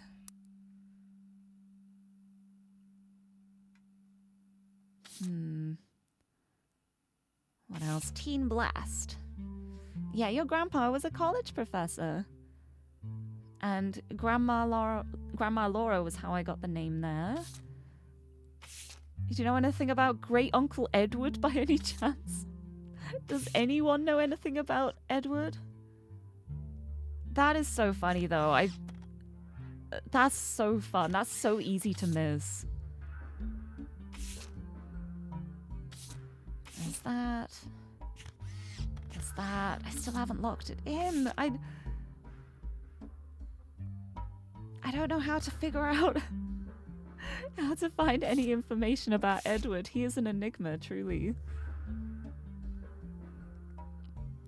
ROOTTREE Super Bowl ad. Had a family bickering in a department store, and the father bites into a ROOTTREE Maple Crisp. Time stops, and a jingle plays while he dances down the aisle. As he does, different things in the department store become ROOTTREE candy. For example, a bed that the father collapses onto becomes a giant chocolate bar. The jingle, Need the Rest, went on to be featured in other commercials with other scenarios. Need the Rest? It's a famous jingle from the Super Bowl commercial. When you're surrounded by madness and mayhem, reach for the best. There's enough there to share, but let's face it, you need the rest. Okay, well, I found out a new jingle now, so that's fun. What if I just search Maple Crisp? Or if I search ROOTTREE Maple Crisp? Have I seen Maple Crisps? I don't think I have. Nothing about maple crisps. Okay.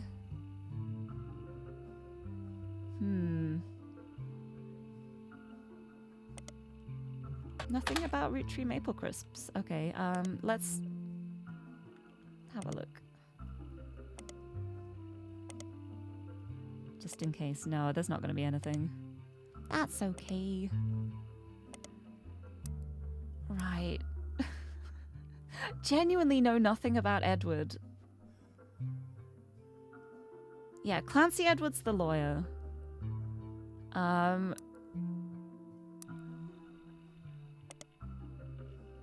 Let me have a look in Lauren's thing again. If she mentioned, like, her brother's careers. Yeah, ended up going to Zach. He'll never be a woman. Ha ha ha ha. When I asked who Sam was, Pop shushed me and said it was complicated. If Pop is talking about his teenage brother who, or his twin brother who got disowned for being gay, it is complicated. This is so interesting. Ah. There's all the free spirits. Yep. Pop forced Clancy to send him to the academy. What academy? Butler County Academy. No, what academy is this? What academy did Carl go to?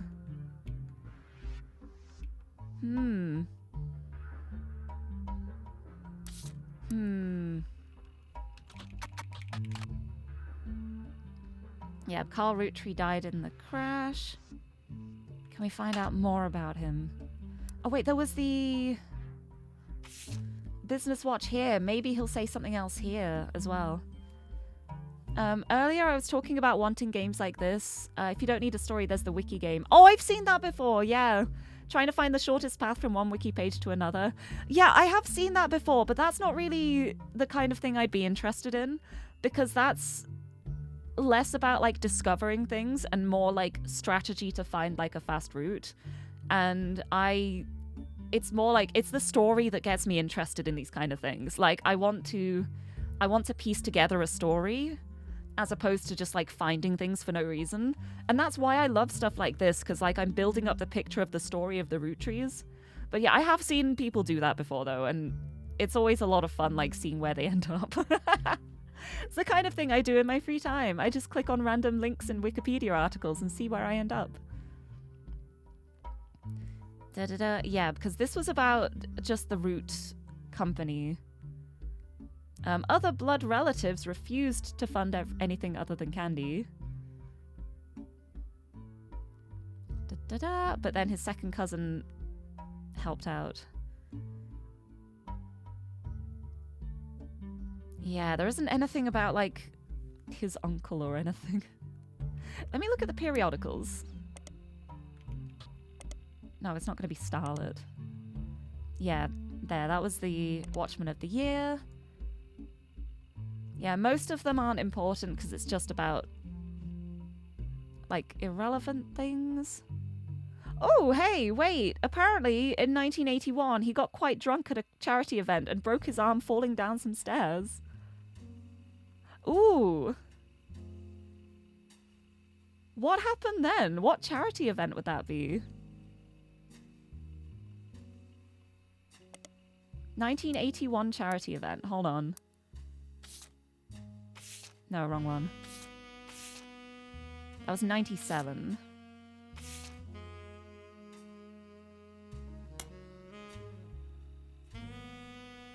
Laugh Lounge.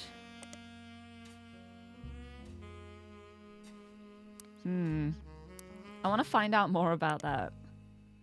I want to find out about him getting drunk and breaking his arm. In 1981.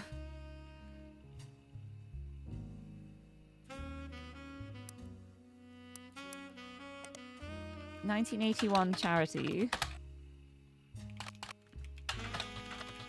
event.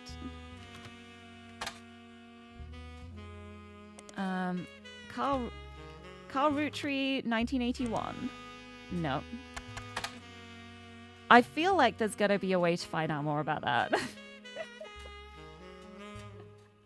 I want to find out more about that. It might be nothing, but I want to find out more now. Yeah, and then that's about the illness for Ernie Jr., which sounds like organ failure and he needed a transplant. Also, Shaylee, hello! Welcome, thank you. Thank you for the lurk. I hope you have a lovely lurk time. Thank you for stopping in.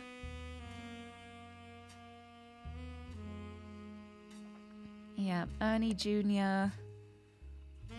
was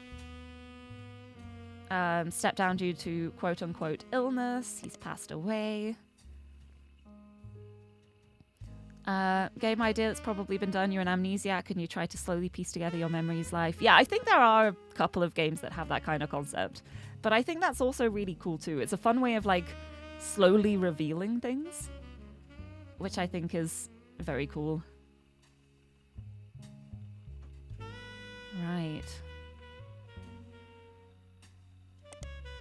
Let's see if there's anything in... Oh, Teen Blast. It's a shame there isn't like a gossip magazine or anything. Other than like Teen Blast. I wonder what happens if I just search gossip. 1981, what happened? I don't know. Because the only charity event I've heard about is here, like the Joko Lantern. How long have they been going for? It's a 2-drink minimum, so it would be very possible. What if I look up Joko Lantern in all of these? Nope. Nope. Nope. Nope. Nuh-uh.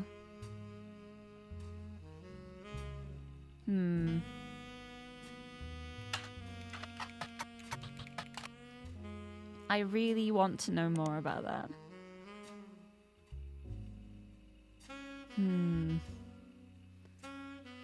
there's really nothing about Edward ROOTTREE anywhere. This is so wild. You would think being a ROOTTREE, there would be something. Right. So Edward ROOTTREE has to be married to April Quaritch because there's no other option. I'm pretty sure. But nothing seems to have mentioned either of them. April ROOTTREE. I've already looked for it, but I'll do it again just in case. Yes, I will hydrate too, thank you. Yes, I need it. I need the brain cells right now. There has to be just like something I'm missing somewhere. There is definitely something I'm missing somewhere. That's like the most redundant statement I could have made. Thank you for the hydrate. There we go. The inspiration for the famous ad campaign. And then that's Dr. Steven Wilson's kids. He seems like an asshole. This is These Times. Folk style songwriting, catchy. The lyrics contain no clues.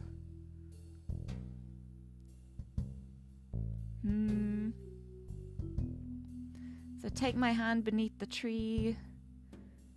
These times are ours for free.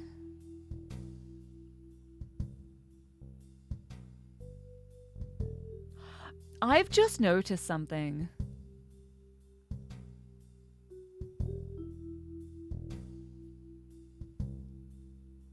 This is like a J, and that's like a D for Jim and Diamond. So I think that would be how I know which one's Jim and which one's Clark.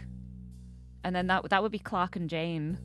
Oh, that would be how I figure out which is which. I was just judging by like what they looked like from the other photo I got of them. Oh, I didn't even notice that until now. Wait, that's cool.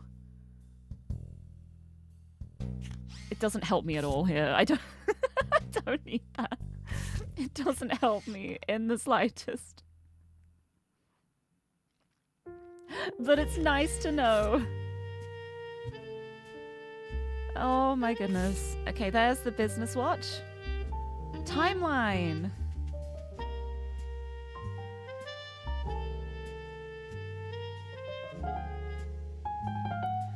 Okay, so here... Okay, so Elias has a daughter in 1909, and we know that Miracle came 14 years after that. So that would be 1924 is when Miracle was born. It was invented in 1922, which would be that first ad. 5 pieces first sold in some Pittsburgh markets. New recipe and flavor finalized. That would be when Miracle was added to the 5. So the disowning happened between this.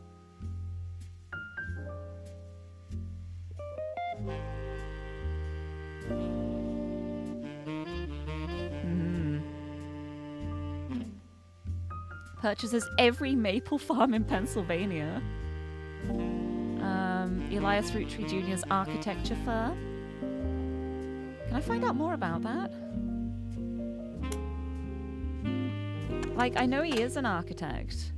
Oh yeah, because I saw the thing about Hunched-Top House.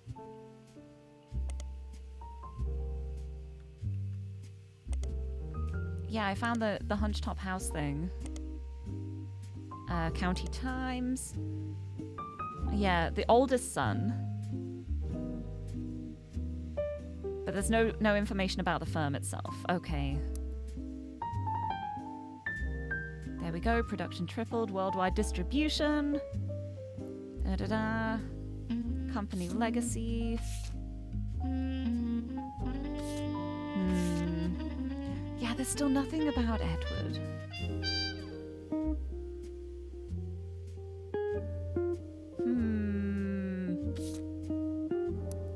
I feel like one of these has to have ended up talking about Brother Edward at some point.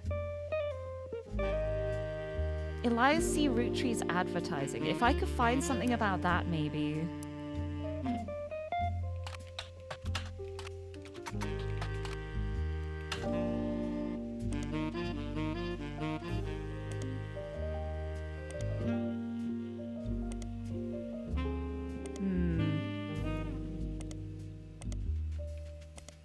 Because Elias C. ROOTTREE would be because he's Clancy's son. So maybe Elias Clancy ROOTTREE will come up with something. Elias Clancy, no. Maybe one of these?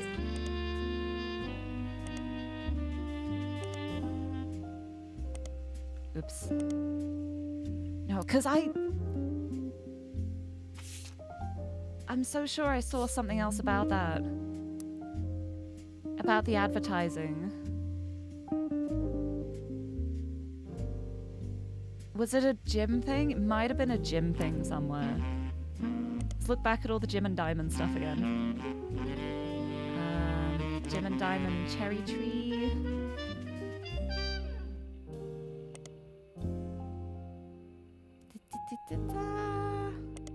C and J plus J and D, yep. Die Hard Dazzler. Yep, apparently cost over $200 at auction.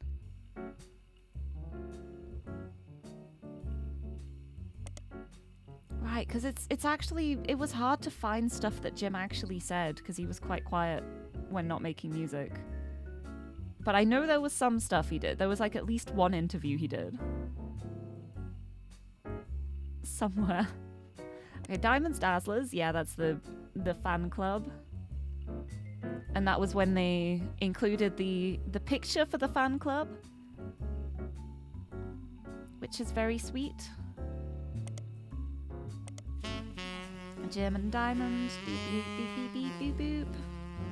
Yeah, he became a bit of a recluse. Honestly fair. Don't blame him. ROOTTREE curse. ROOTTREE curse. Here we go. Actually, let's bring the stream title back. No clickbait, for real. We're gonna get to the bottom of the ROOTTREE curse. Let's prove this is real. There's Mayan ruby skull. Let's look that up. There, it's a symbol of death from a cave painting in South America. And apparently it looks more like an egg than a skull. Maybe it's an egg. Mayan ruby egg. No, okay. Very true and real. Mayan rubies, no. Four-corner simultaneous 4-day time cubes. What are these time cubes? Nothing relevant. Wait. You begin to read this side and come to the conclusion that the words "no relevant results" isn't a strong enough description for what you're seeing here. It's a massive column of technical terms that aren't real and confusing rants you can't find any meaning in. Regardless, it won't help with your search. I think it will. I think it will. 4-day time cubes. Tell me more. I feel like this is relevant. This is definitely relevant. Time cubes. Time cubes. I think this is a lead. Gonna be something about time cubes here. Maybe not. What else is there? Oh yeah, the faked proof that Ernie Madsen Jr. actually had a heart condition and wasn't poisoned.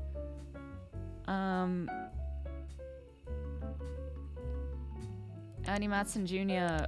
Can we see that proof? Can you show us that proof? I don't believe it. Time cube is so real. I think that's why I always feel like I blink and time has just passed. It's because of the 4-day time cubes. 4-corner simultaneous 4-day time cubes. If I search the entire thing. It's the same thing, okay. What else is there?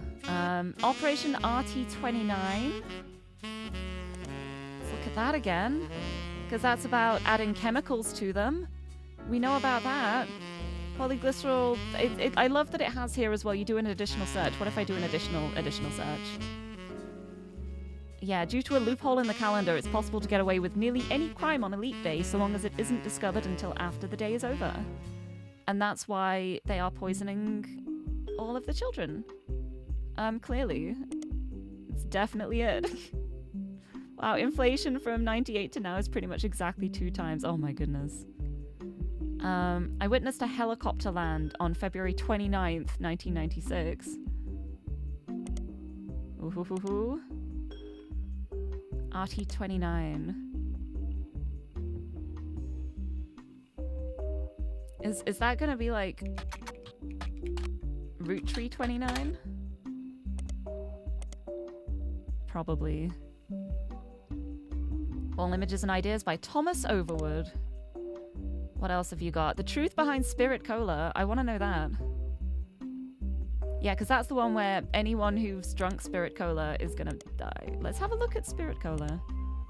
It's a card. Wait, got an achievement? Looked into every conspiracy? For looking at the cola? Okay, well, I did not lie. We're getting to the bottom of these. Spirit Cola is a carbonated drink only found in the southern US. It comes in various flavors, including lemon, lime, and cherry. None of this seems to have anything to do with the ROOTTREES. Well, at least I know that. Stock markets and the devil's numbers. Wow, imagine doing that. Oh, I want to know this proof. The proof that Ernie Madsen Jr. actually had a heart condition.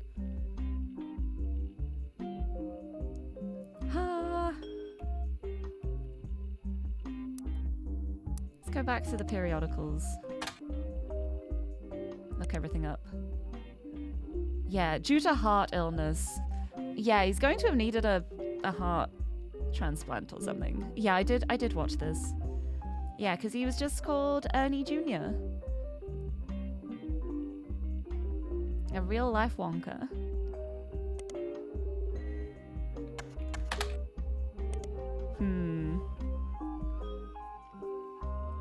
There we go. A bit eccentric and reclusive, but a shrewd businessman with an eye for sweets. Maple crisps. Oh, now it lets me search it. Okay.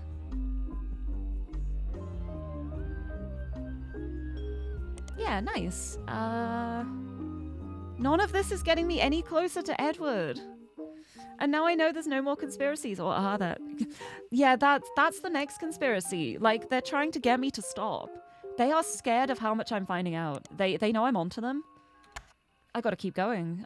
Clearly there's more. Conspiracy theories.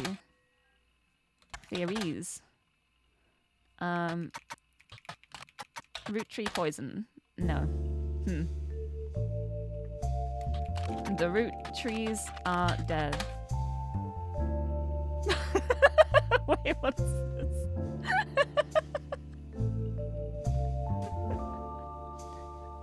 The root trees are dead. Not to be confused with a similar game called The Flute-Knees Are Bread, is a video game about a fictional family called the ROOTTREES and about discovering their lineage after the ROOTTREE sisters are killed in a plane crash. The game takes place in Butler County, which is a real county in Pennsylvania, but uses fictional elements such as a fake newspaper called the Butler County Times. The creator of the game does not know anyone who lives in Butler County and has never even been there. Instead, he just randomly picked somewhere on the map near a major metropolitan area that sounded reasonable and hoped not to somehow accidentally offend the people that actually live there. Well, I have to look up this now. You're... I'm getting achievements, yes! You're really doing this, are you? Yes, I am. You doubt me? You doubt my ability to dig? Of course I am. The Flute-Knees Are Bread is a game about a fictional family of ducks who lives in Duckler County. Their 3 sons, the Flute-Knee brothers, accidentally offend a witch who turns them into bread. They are then eaten by some of the other citizens of Duckler County. It's all quite grim. The player must identify all of the ducks in the area, their lineage, and of course their occupations, to find out, according to the slogan, which ducks killed the Flute-Knees? If you're looking for a hint for that game, I heard one of the ducks is a bank robber who goes by the name The Safe Quacker. There, I hope you're happy. Now go back to looking into the root trees. The Safe Quacker. Nothing. Duckler County. Nothing. Which ducks killed the Flute-Knees? No. Right, the Safe Quacker. What if there's the Safe Cracker? I misspelled it. No. Okay, never mind. It was worth a try. Maybe it could have been. Incredible. I am happy, actually. Thank you very much for that. Incredible.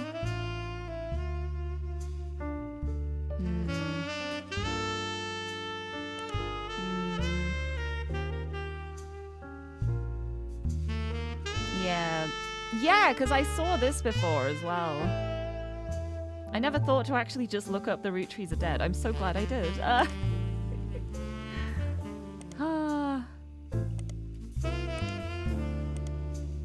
Good times. Good times. Let me look up Root again. Yeah, that's the clothing company.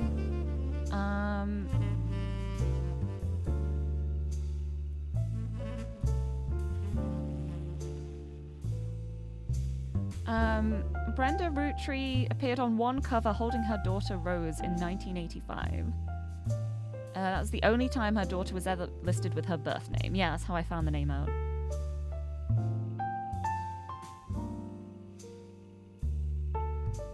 Right, I wonder if there's more in here about Root. There, yeah, added as Watchman of the Year. Nothing in there. There's going to be something in Teen Blast, but I think I may have already looked it up. There, yeah, it's got a lot of advertisements for Root clothes. Raina's Inspirations. Yippee.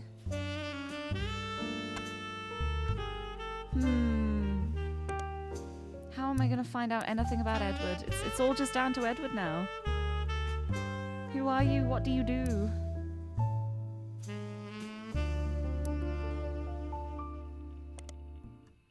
Like, if I could find out more about Clancy Jr. Clancy ROOTTREE Jr. Just Clancy Jr. Clancy ROOTTREE. Hmm.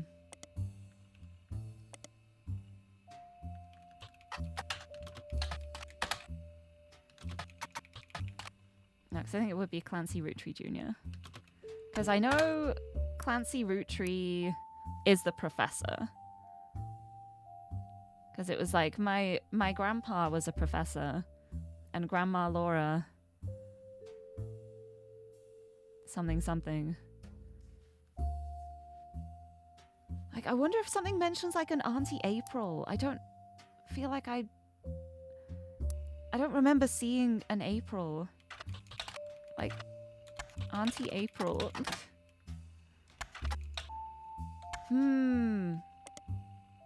There has to be something. Like, yeah, you were a lawyer.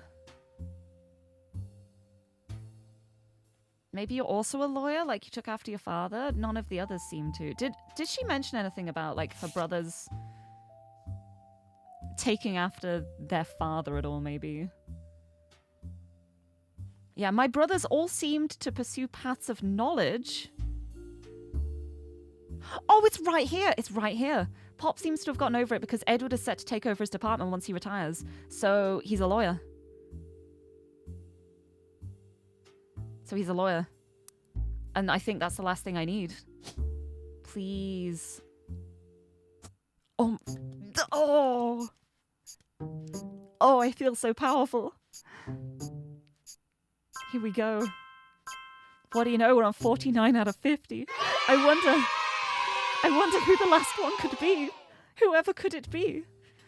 Who is it? I have no idea. Sam? Yeah, Sam.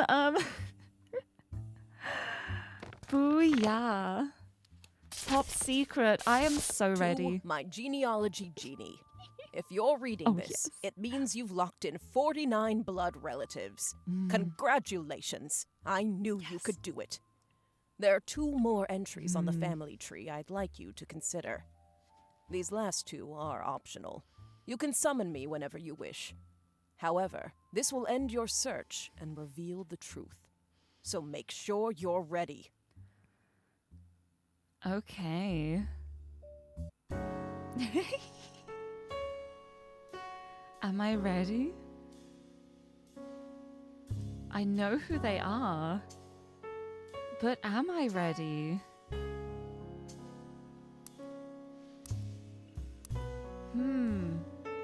You know what? Maybe now is the right time. Maybe now is the time to turn on the little indicator to see if there's any hints I've missed with the evidence. This feels like the right time, because if when I lock this in, that, like, is the end of the game. Let's see. There's no numbers.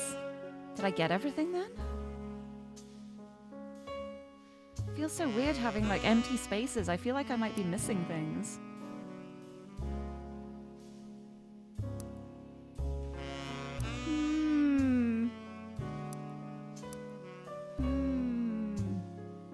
Oh, it would show them after you clicked onto them. Okay. Okay. So there. Got that.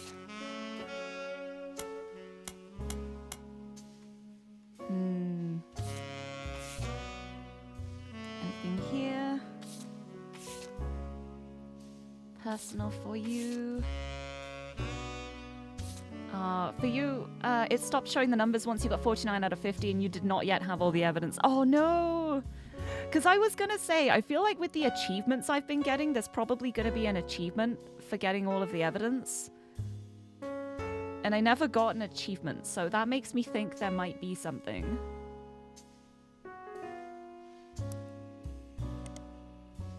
That I'm missing.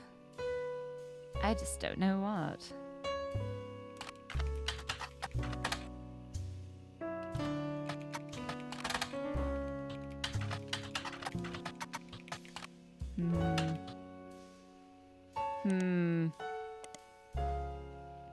A challenging moment indeed, because I want to... Hold on, I'm gonna be, like, cheeky and have a quick look at the Steam achievements.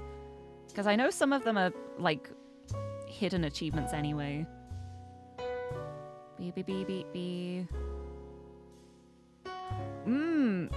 There's an achievement for discovering every periodical that I don't have. Okay, I'm gonna aim for that.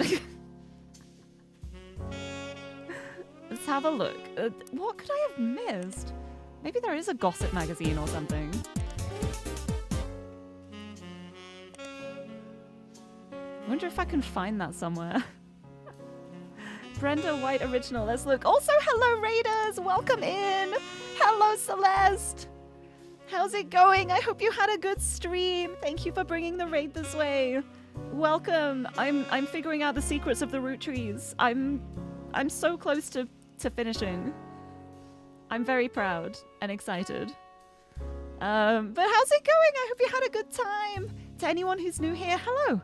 I'm Lirie. I'm a pink-haired cat girl underneath the hair dye from the UK, and I love comfy games, puzzle games, and I am puzzling with The Root Trees Are Dead at the moment. But I'm finding the ones that are still alive, and there are many secrets that I am unveiling. It's a lot of fun. I'm having a good time with it. But yeah, I'm super locked in with searching at the moment. This game is so fun. It's so fun. I love finding things out. But I hope you had a good stream. Thank you so much for sending the raid this way. If you have to get some rest or some food or drink, please do.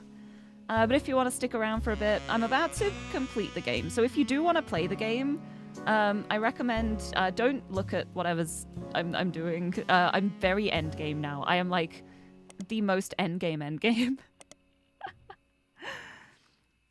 But yeah, it's a really good game. It has been so fun to discover things in this. I love it so much. I'm having a blast with it. But I appreciate the raid a lot. I hope you had a fun time. I hope you had a good stream. And yes, please run from spoilers. There are many spoilers here. But thank you for bringing the raid this way. And if anyone wants to stick around from the raid, we're about to get to the bottom of everything. Absolutely everything. There we go. Can I look up cashew PCs?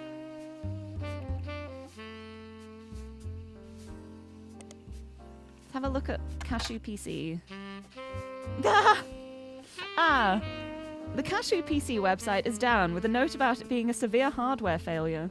The site says it should be restored soon, but the date posted was over 2 weeks ago. You hope that your home cashew PC is more reliable than those servers. Yeah, I really do. Okay. Netscape Explorer. Let's look it up. Using it. Nothing. Okay. Let's look up Spider Search on Spider Search. Nothing. Okay.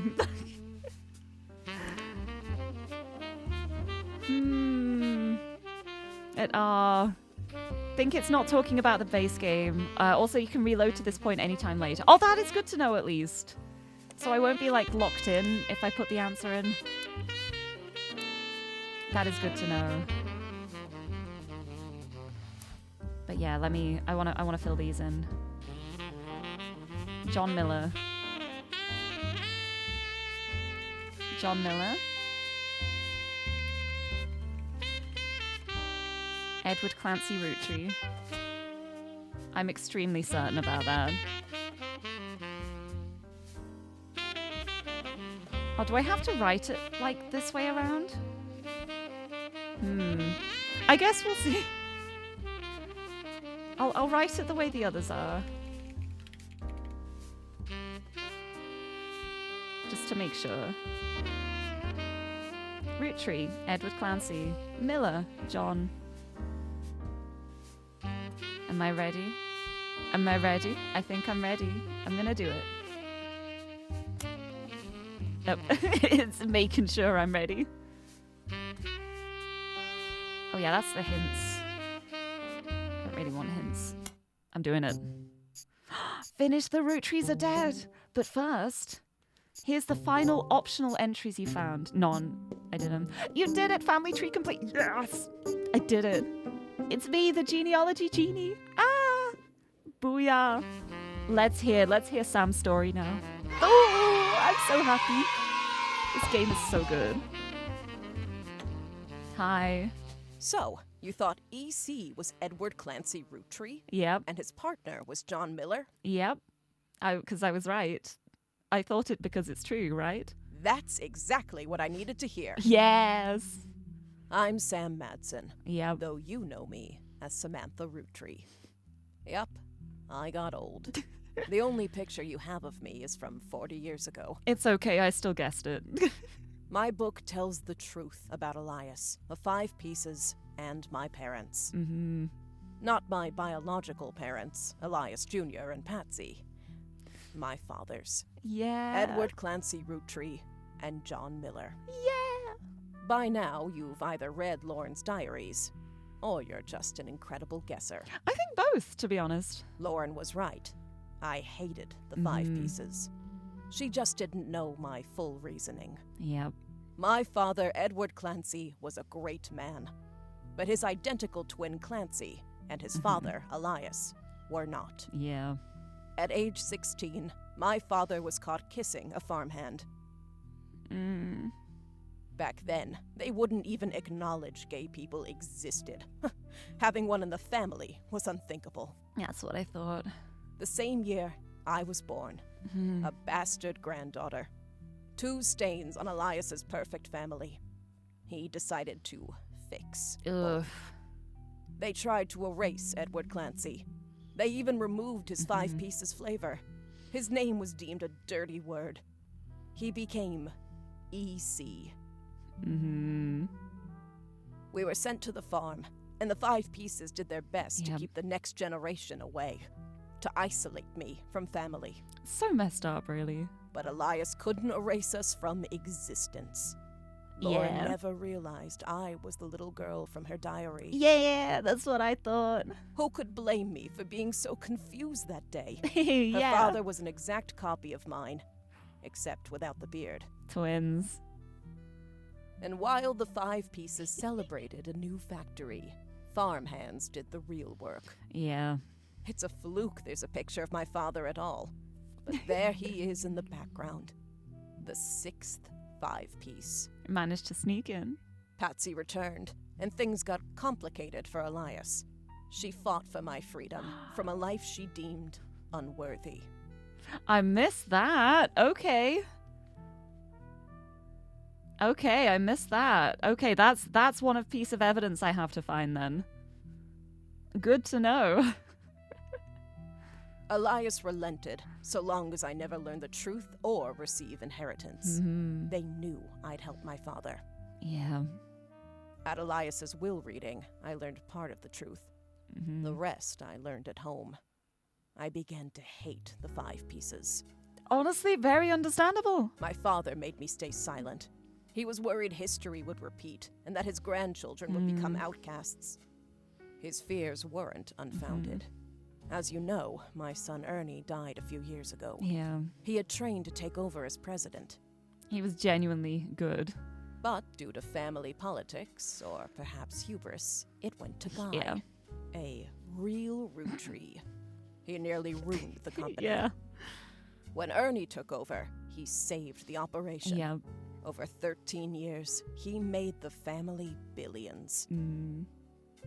And just to be treated like that, horrendous. Ernie earned about $36. That's so messed up. So messed up. Yeah, like, forego the typical luxuries of the average Roottree. That's because that branch had been cut off. He wasn't earning. They got by on Horrendous. Debbie's salary, but when he fell ill, he couldn't pay his medical bills. His death was my tipping point. Yeah, because then that was the message from Deborah. Thanking, like, oh, it's no coincidence that happened after Brenda, huh? Brenda and Carl helping out. Originally, my book was meant to expose Elias's hypocrisy. Until I started to look into the other dirty laundry. There's a lot of it, huh? Ron tried to have Robbie removed from the trust, but couldn't. Robbie was a blood relative, even out of wedlock. So that means technically, due to the trust, you should be getting money too. Ernie should have been getting money too. Mm-hmm. And it's ironclad. That should have been happening. That sounded familiar. The Clancid Trust that Elias established Yep. was designed to secure his family's future. But it's so impossible to get around. Yeah, they've been like breaking the law by not paying them, honestly. Also, Niles, hello, and Sunken Shell, hello. Welcome to Endgame. His entire Mhm. family's future. Yep, He couldn't write exceptions in without the whole thing falling apart. yep. My book can definitively prove that Elias was not the paragon of virtue he's heralded as, Yes. and that my daughter and granddaughters are just as much family, Yes. at least in the eyes of the Trust, as anyone else. They are, and so are you. The Clancid Trust will secure their future. They can decide what to do with their shares. But I'm old, and I'm not in it for the money. The truth has been eating away at me for years, but now I can set the record straight, thanks to you. Yeah. As someone who enjoys searching for the truth, you might understand the power it has. Oh, I do. Oh, I know. Whitewashing the past to protect the status quo can lead to repercussions in the present and future. So thank you. You knocked it out of the park. With your expert work, the truth will come to light. Yeah. And when it does, my share of the Clancid Trust is yours. Oh, Like I said at the beginning, set for life. that's a lot. That's gonna be a lot of money. You sure? Looking at the family tree on your wall, now with my father's, everything finally feels complete. Yay. Unless a whole lot more root trees somehow appear from thin air. This is the last time I'll come knocking. I love the way she says that because it makes me think there may be some more root trees who will appear from thin air. I'm mostly thinking like the Ron and Robert tree. There might be some kids there. Or potentially Clark. Thanks again, and so long. You are welcome. I did it! I did it! Yes! Thanks to your hard work, Sam Madson's book was published. It received mixed reviews. Life went on and a new president took over the company. The ROOTTREE family faded from the news cycle.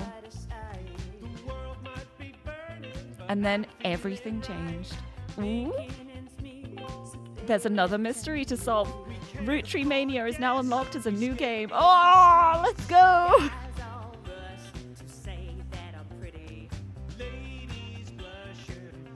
He's so witty. Rolling, rolling, rolling. Down to the city. Yeah, let's go! We're rolling, baby! I'm a secret ROOTTREE! It's me, hi. I'm a secret ROOTTREE. That's how I got all this money. Right, if I click continue. Put me back into here. Yes, okay. Okay, what was that book? That was Patricia. Patricia Christensen. There's something more about her.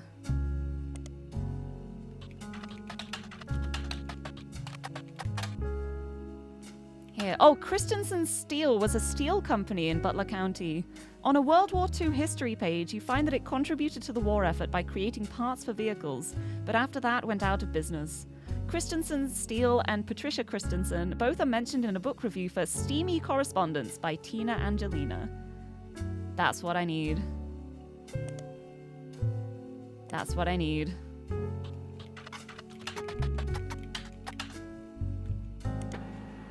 Haha! Found all evidence in the ROOTTREES are dead. Okay, that was the only evidence thing I didn't have. It's a book of historical letters with an erotic twist. I see. Right, let's see you. Historical Letters with an Erotic Twist by Tina Angelina. In 1934, someone who goes by Patch wrote a letter full of innuendo to an unknown gentleman who it is clear she had a romantic history with. Patch is thought by the book's author to have been Patricia Christensen, a daughter of the owner of Christensen Steel. Her nickname was Pat, and CH were the first two letters of her last name, and Patricia Christensen was known to appreciate wordplay like this. Patricia, who would have been in her mid-20s when the letter was written, was married to an older man of no notable status. This letter was most definitely not to him. There are also a few passages after the steamy bits that mention a daughter, leading Tina Angelina to theorize that this letter was written to the father of a child she hid from society in some way. The letter ends on a mention of a twisted twin that seems to evoke imagery from classic literature. If not for her story, yours and mine would be the most tragic tale ever told. How awful is it that such beauty was ripped from its rightful fate, and worse, sent to live in possession of your brother's twisted twin? Left an outcast, forced to a life of labor under a wicked relative. It's like something from the start of a children's fable.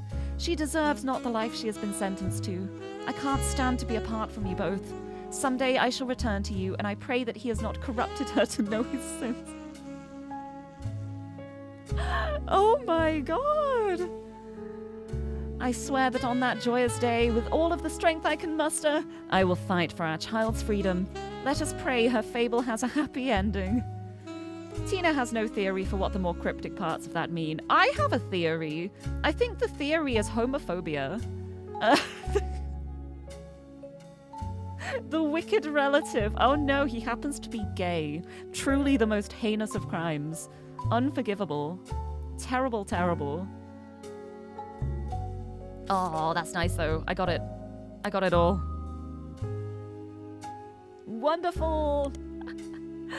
Right. Oh my goodness, what time is it? It's only 4:30. Is it time for some ROOTTREE mania? Is it time for more? Have more? Wait, can I look up mystery comics online?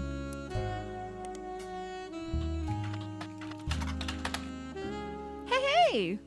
Mystery Comics was a series... I don't need to do this, I just want to. Mystery Comics was a series of comic books published in the early 1940s. Unlike many of its contemporaries, the characters did not have any superhuman abilities or powers. The stories focused on ordinary people caught up in peculiar circumstances and were always solved by the end of the issue. Issue number 32 contains your favorite case, the missing branch. Wow, that seems quite relevant, doesn't it? On her deathbed, an old woman reveals that she had a secret child and demands that all of its descendants share in her immense wealth. Her estate lawyers are perplexed. Who are these new beneficiaries? Their only clue is a note they found on her dresser. Look closely at the family tree, all will become clear. With only minutes to go before the will reading, her son-in-law decides to take her note literally and uses a powerful magnifying glass to scour the illustrated family tree in her mansion's library, revealing the missing branch. The woman had secretly hired an artist who specialized in tiny illustrations to make sure they were included, despite her evil father's attempts to stop her. You know the story's a bit far-fetched, but you can't help but love it. Oh, I love that. That's so funny. Incredible. What else is on the wall? There was like... Riot? Riot Girl with 3 R's.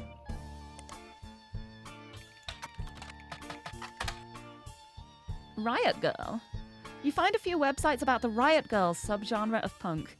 It apparently got started in Olympia, Washington, when a few women got together to discuss sexism in the local scene, and it's ballooned from there. But of course, you knew all this already. After all, you have a poster on your wall. Exactly. I love it. The Notorious Montjoys. Let's look at that. Real subgenre, by the way. Oh, I know. Don't worry, I know. I'm a lesbian. But yeah, I love it. I love that it's included in the game as well. It's so fun having the options to like look up so many things that aren't necessary for the story, but they add so much. It's so fun. The Montjoys are a popular family among armchair genealogists. Researchers have spent countless hours sifting through old records, piecing their story together. You decide you've earned a break, so you reward yourself with a web search on Pip Gittens, your favourite Montjoy. Pip Gittens, a noble, contracted a particularly contagious case of English sweating sickness. In typical cases, symptoms would come on suddenly, with victims drenched in sweat and dead within hours. In Gittens' case, however, he remained bedridden for months, always teetering on the brink of death. His family was amazed when he made a full recovery. Some claim Gittens' brush with death left an indelible mark. From then on, his bald spot was perpetually damp, earning him the cruel nickname Pip the Perspiring. Ever since, he always wore a large hat in portraits to cover it up. No credible source substantiates this, however, and in fact, many 16th century men were portrayed wearing hats. In the years that followed, at least a dozen high-ranking nobles in his vicinity died of the disease, and the blame was placed squarely upon Gittens. His name became synonymous with misfortune, and he became a pariah. Most people refused to be in the same room with him. In 1545, when a grand feast was about to run out of wine, the host spread a rumour of Pip's imminent arrival. The party cleared out within minutes. That's kind of messed up. Despite his considerable wealth, Gittens struggled with loneliness. Few dared to even meet his gaze, let alone marry him. Eventually, a match was arranged with Lady Eunice Montjoy of Bavaria, whose family had fallen upon hard times and was desperate to avoid losing their estate. Lady Montjoy, pragmatic above all, wasn't afraid of disease, but she was afraid of Gittens' reputation. So she put forth an unusual request. Their children would take her family name instead of his, and if anyone asked, he'd claim to be a distant cousin. Gittens was furious, but with no other options available, he begrudgingly agreed. The deception held for centuries until a monk recovered a lost chest full of stolen belongings, including an original illustrated tree, coats of arms, and a portrait of Gittens before his marriage. The discovery reignited interest in the Montjoy family's genealogy. And Pip was just one clammy footnote in a scandal-plagued and often absurd bloodline. The notorious Montjoys are an endless source of historical drama, and you could spider search them all night. But they're not related to the ROOTTREES, and you've got a mystery to solve. Oh, but may I say, I do not. I have solved that mystery. Well, I still have some mysteries, probably. Let me just see if I can look up random things from here. Pip the Perspiring. Nope. How about Lady Eunice Montjoy? Eunice Montjoy? What about just Montjoy on its own? Nope. Okay. Well, very nice. Good times. Good times. Is there anything else in the room I can look up? Before I move on, I want to, make sure I've got as much as possible. Because it's very fun. Tales of suspense. Can't look at the pictures on the wall. Can I look at that? Oh, what are these books? Family Doku? Alphabet Davis, Secret Searcher. Reversus. We got Family Doku.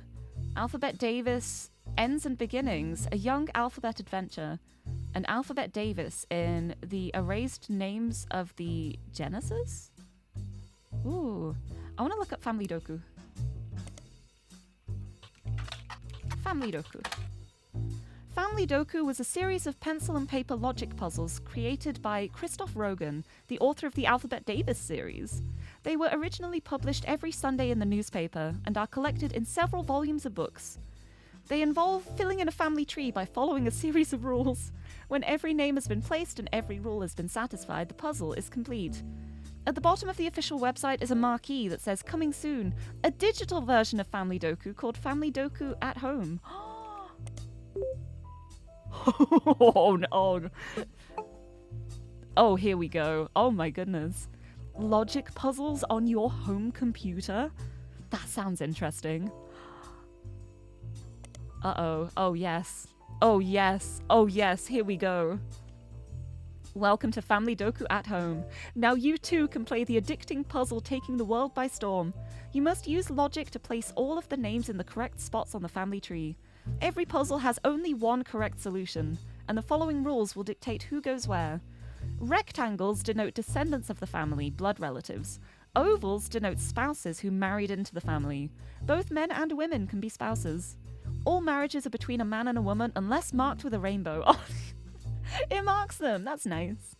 Children's last names are always inherited from their father, even if their father is a spouse. Siblings have all been named in alphabetical order by first name from left to right. Family members with the same first name must follow special generational rules. If men, they must be father-son or grandfather-grandson. If women, they must be mother-daughter or grandmother-granddaughter. Okay. Okay, let's do it. There's 5? Oh, yes. Here we go. Okay. Okay, so we've got Rob Poe, we've got James Sharp, and we've got Corbin Tilley, who's already been filled in. And then for women, we have Missy Eastham, Bethany Poe, and Martha Poe. Right, so there's 2 Poes. So I think we can presume that the patriarch is going to be Rob Poe.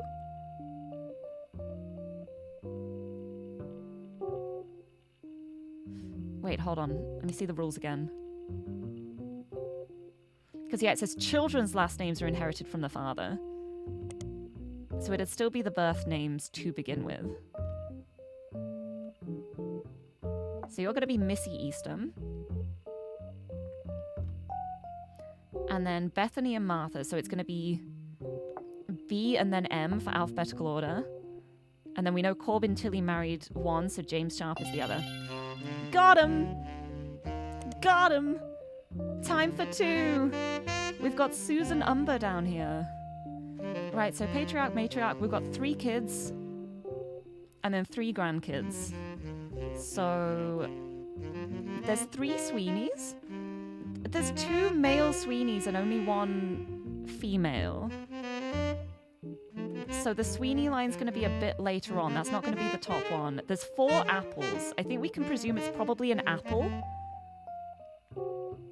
at the top of the line.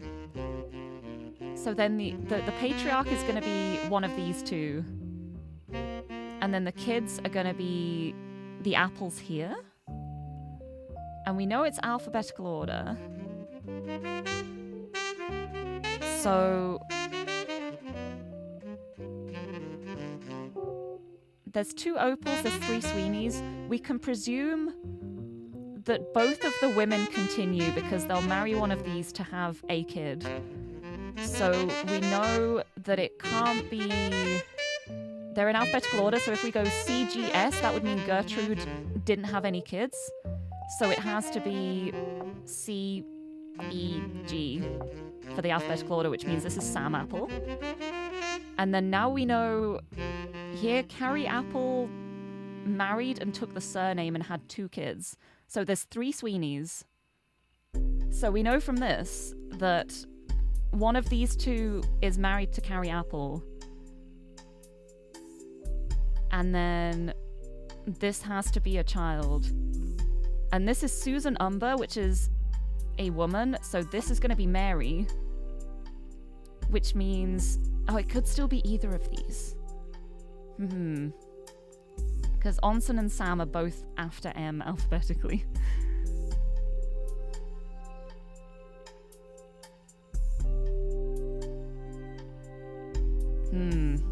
Right, well anyway, Gertrude Apple will have married Felix Opal and had the child Gertrude Opal.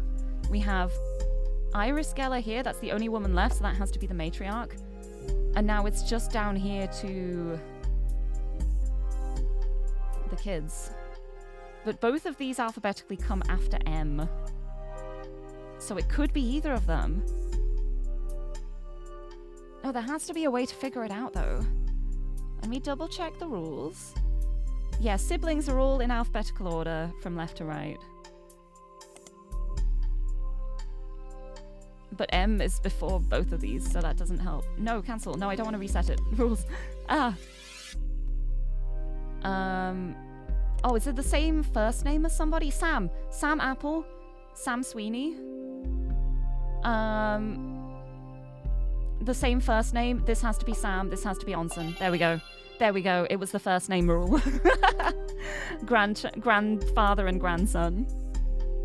Excellent. Puzzle 3. This is so fun. This is so fun. If a father and son share both first and last name, the son must have a junior appended. This pattern continues with third, fourth, etc. Okay, we've got Erin Nicholson to start with. So we know this is a guy.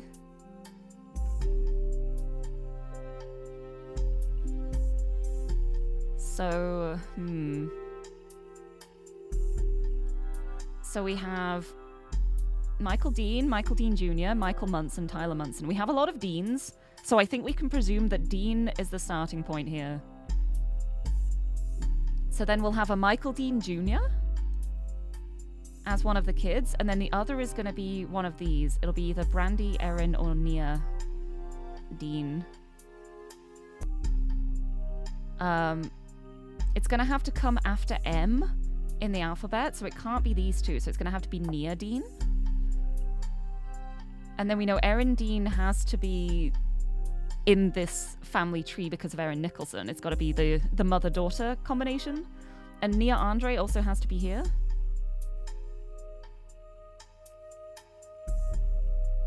There isn't an Andre, though.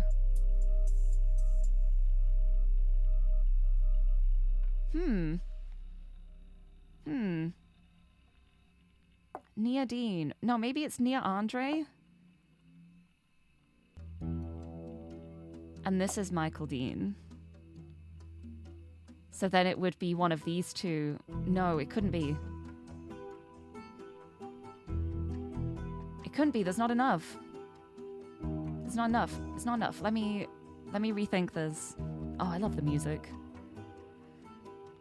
Right, we've got 2 Munsons. We've got 5 Deans. And an Andre. So I think the Nia Andre has to go here because we're losing that surname. Or it goes up here. Could be there. That could be Nia Andre, actually. And then if this is a woman who marries a Munson, then the child would be the Munson.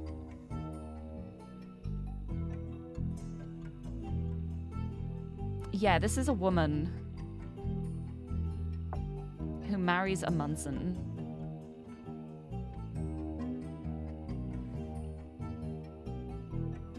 I think they would marry Tyler Munson and then they have the child Michael Munson who's taken the grandfather's first name. So then if this is Michael Dean Jr., it has to be Nia. Nia Dean has taken her mother's name, yes. But then she takes Munson's surname, like that, and then this is Brandy and Erin. Alphabetical order. Got him! Okay, puzzle 4. Hyphenated last names are always created from the last names of both parents, with the father's last name first. Okay. Okay, Henrietta Lowell right at the top. We don't have any other Lowells, so we know that... There's 2 Mark Poppers. Hold on. And a Mark Popper locket. Oh my goodness. Why do they name them like this? So this is going to be where the Popper lockets are. So I might as well fill them in. It's LMW. So this is a Popper and a locket. There's a lot of Poppers, so I think the Poppers are the ones continuing around. The locket is the one who marries in. So this is one of the Poppers. One of the Poppers. These 3 are all Poppers, I presume. This is also a Popper, I would presume.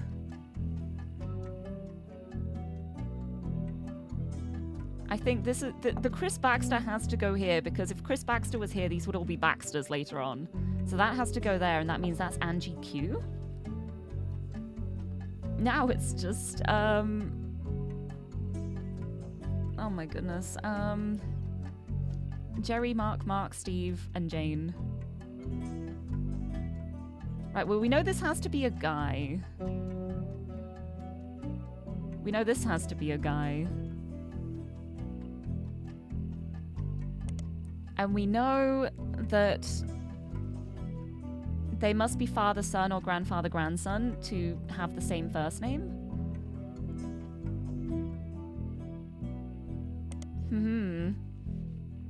Right, well, Chris Baxter, that means this has to be Jane. But it doesn't narrow this down. It could be any of these. So many marks. Why are there so many marks? I mean, there's a mark here, which means that this or this has to be Mark. Or both, because it can only be father or grandfather. So one of these has to be a Mark. We know that much. So this is like the Mark line.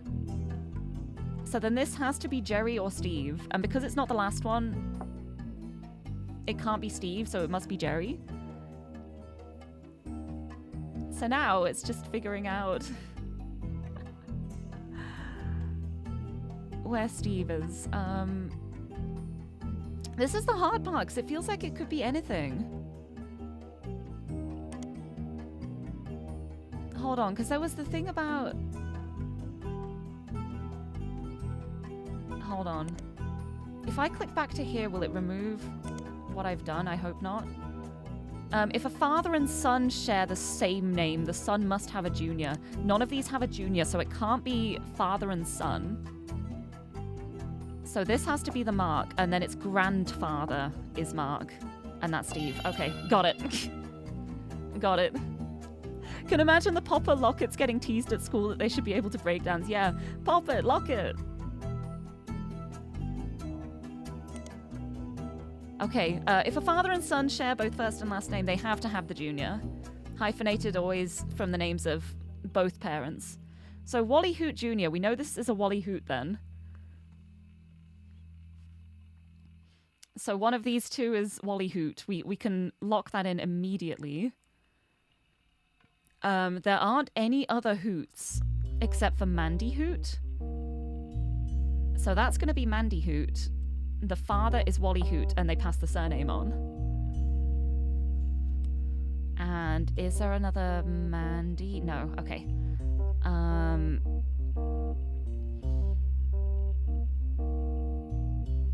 Oh no, because then... No, Wally Hoot's the spouse. Because we need this to have, like, 6 of the same surname. Which one has 6? There's 6 owls. This is owls. These are owls. The patriarch is an owl. That can be decided. There's 2 female owls, but A is going to be like the first on the list because of alphabetical order. So that's going to be Alicia Owl and Wally Hoot. And then we know we've got an Owl Monroe somewhere. We've got 3 Owl Monroes. That's going to be here. So we've got Amy, David, and Rod. Owl Monroe, and we know the father's last name is first, so the father is Owl, and the mother is Monroe.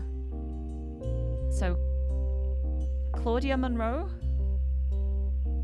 and I don't know which one here yet, but I'd guess at Bob, because it's next alphabetically.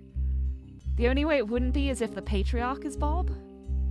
But no, it can't be, because we've got an Eric Owl and an Eric Owl Jr. If this was Bob and then this was Eric, none of these are Eric Owl Jr. So this has to be Eric Owl. This is Bob. This is Eric Owl Jr. He was married to somebody, I presume. And then there's 2 more owls in the family tree. One of them married, one of them didn't. Owl, owl, owl. There's only 2 left and 1 child, so one of the children is an owl, so that means this is male. So it can't be Margaret. It has to be Quincy, and that has to be Wilbur. And then that's Margaret Owl. Margaret, that's her mother's name.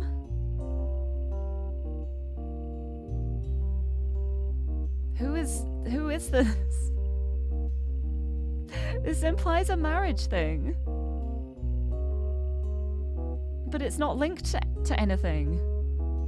Is that Eric? Did Eric marry somebody, but it's not connected? Hold on.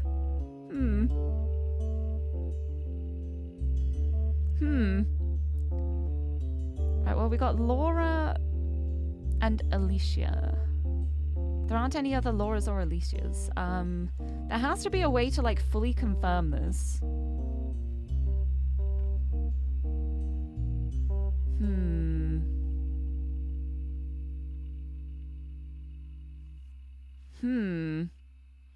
Alicia Rappaport and Laura Twain.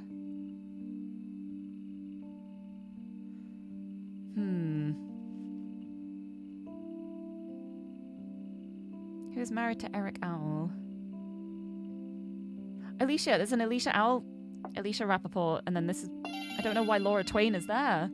Who is Laura Twain? Why is she... Maybe she divorced both of these. Maybe she dated both of them and they, things ended badly. Who knows? Anyway, did it. Maybe it's just a random name shoved in there to make it harder, but I got it. I got it! Want to play more puzzles? The full game is being released soon. Yay! Family Doku. I did it. I solved them all. I'm so proud. Right. But before I go, I actually have one more idea that I want to try. Let me get away from here. It's Alphabet Davis.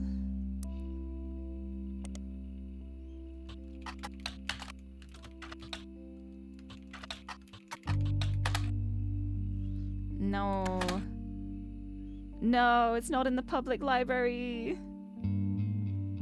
This is so sad. Maybe one of these is. Let's see if Reversus is in there. Okay, what is that? Password 1. The root trees are dead? Are dead by any chance? Yeah! I did it! I like the star on the extra sketch. Let's go back to here. I'm gonna look up Alphabet Davis. The Alphabet Davis series of books is set in the 1950s and follows a young dashing adventurer named Martin Davis III. Alphabet is a nickname that was given to him when he was young due to his interest in puzzles, riddles, and all sorts of other intellectual activities. Though he grew up a simple fisherman, he's in fact descended from pirates, and his books involve solving mysteries and finding treasure, often with a genealogical twist, all four by Christoph Rogan. Oh yeah, that was the name. Secret Searcher was the first book in the series. It was quite popular, and the sequel, Reversus, was pushed out within a year to capitalize. Many fans think that it suffered in quality due to the accelerated timeline, but still appreciated it nonetheless. While the plot was extremely far-fetched and far more convoluted than in Alphabet's first outing, the writing style was the same and the characters were as fun as ever. After that, 2 more books were released. Their release dates were much further apart, as Christoph Rogan also began to design and release a series of puzzle books related to genealogy. Ends and Beginnings, a young Alphabet adventure, was both a prequel and sequel simultaneously, and left out some of the first 2 books' beloved characters, which was a controversial choice. Still, it sold well, and critics generally felt that the story was less of a soap opera than the previous entry. They also appreciated that it reframed elements of the second book in more subtle ways, retroactively making Reversus feel a bit more at home in the Alphabet Davis universe. Christoph Rogan announced that Ends and Beginnings was written as a conclusion and meant for it to be the last Alphabet Davis book. When the 4th was released in 1998, there were rumors that it was written specifically to bankroll an electronic version of his true passion, the puzzle books. Due to a tonal shift midway through, fans even speculated that it was actually 2 different partial book drafts that were hastily merged together. Regardless, it was quite over the top, and the plot somehow seemed both bloated and undercooked. It is unclear if there will ever be another Alphabet Davis book, as the most recent one was not a success. These books are not related to your investigation into the root trees in any way. You could revisit them for old time's sake, but as each volume is more complex than the last, it might be counterproductive considering you have a job to do. I mean, do I? Do I have a job to do anymore? Look at the books. I want to look up the books. Let's have a look. Family Doku. The library doesn't have a downloadable copy due to the large amount of illustrations. That's so sad. Oh well, let's start looking these up.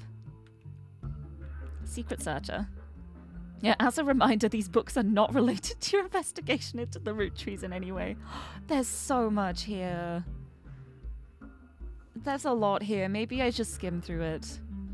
The next owner of Martins of Maine. Captain Deadheart, that's a good name.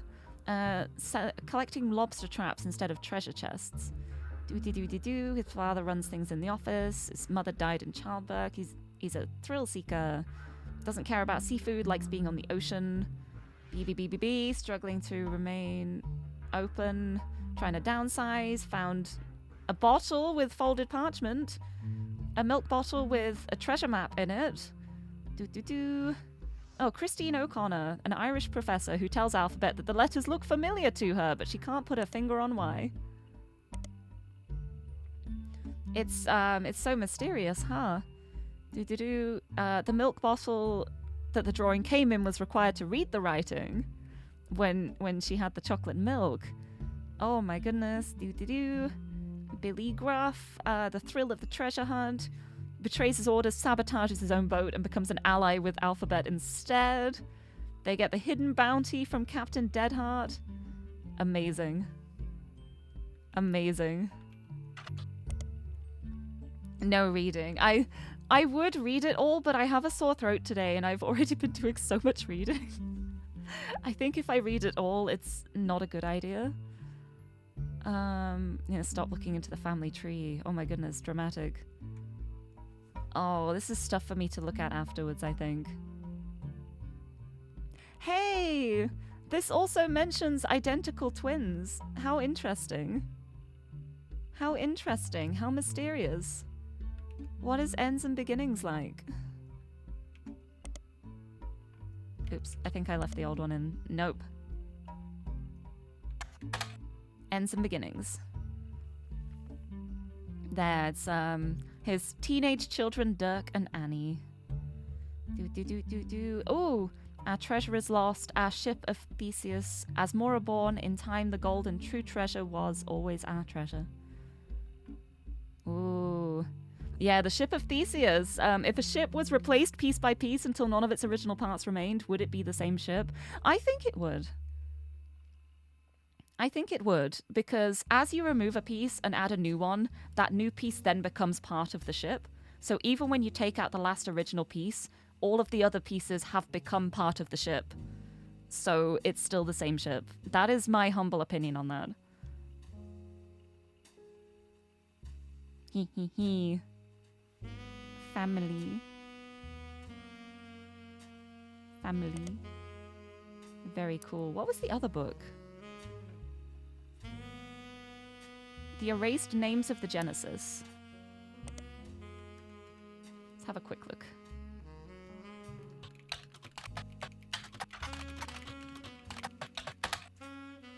Hehe.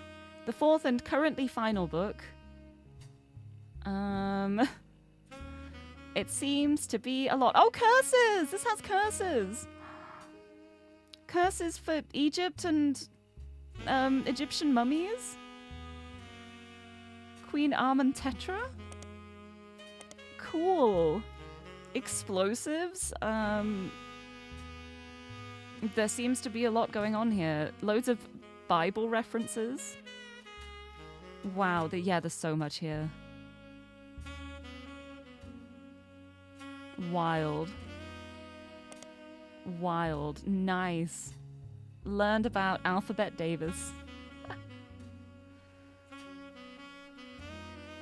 Right.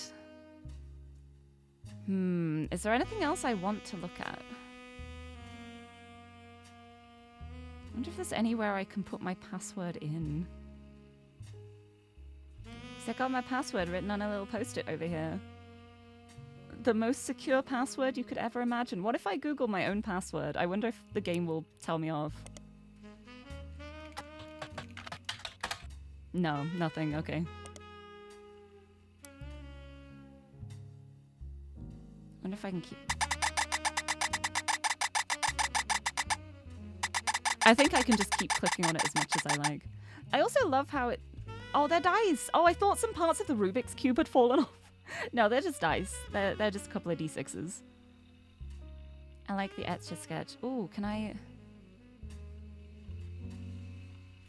can change the music volume in here? I didn't even realize that for the whole game. That's so funny. Amazing. Aw. Well, that was fun. Right, and I've got all the evidence. Hold on. No, okay. Nice, right. I think that's probably everything I want to look at the moment. Don't know. What happens if I, like, disconnect?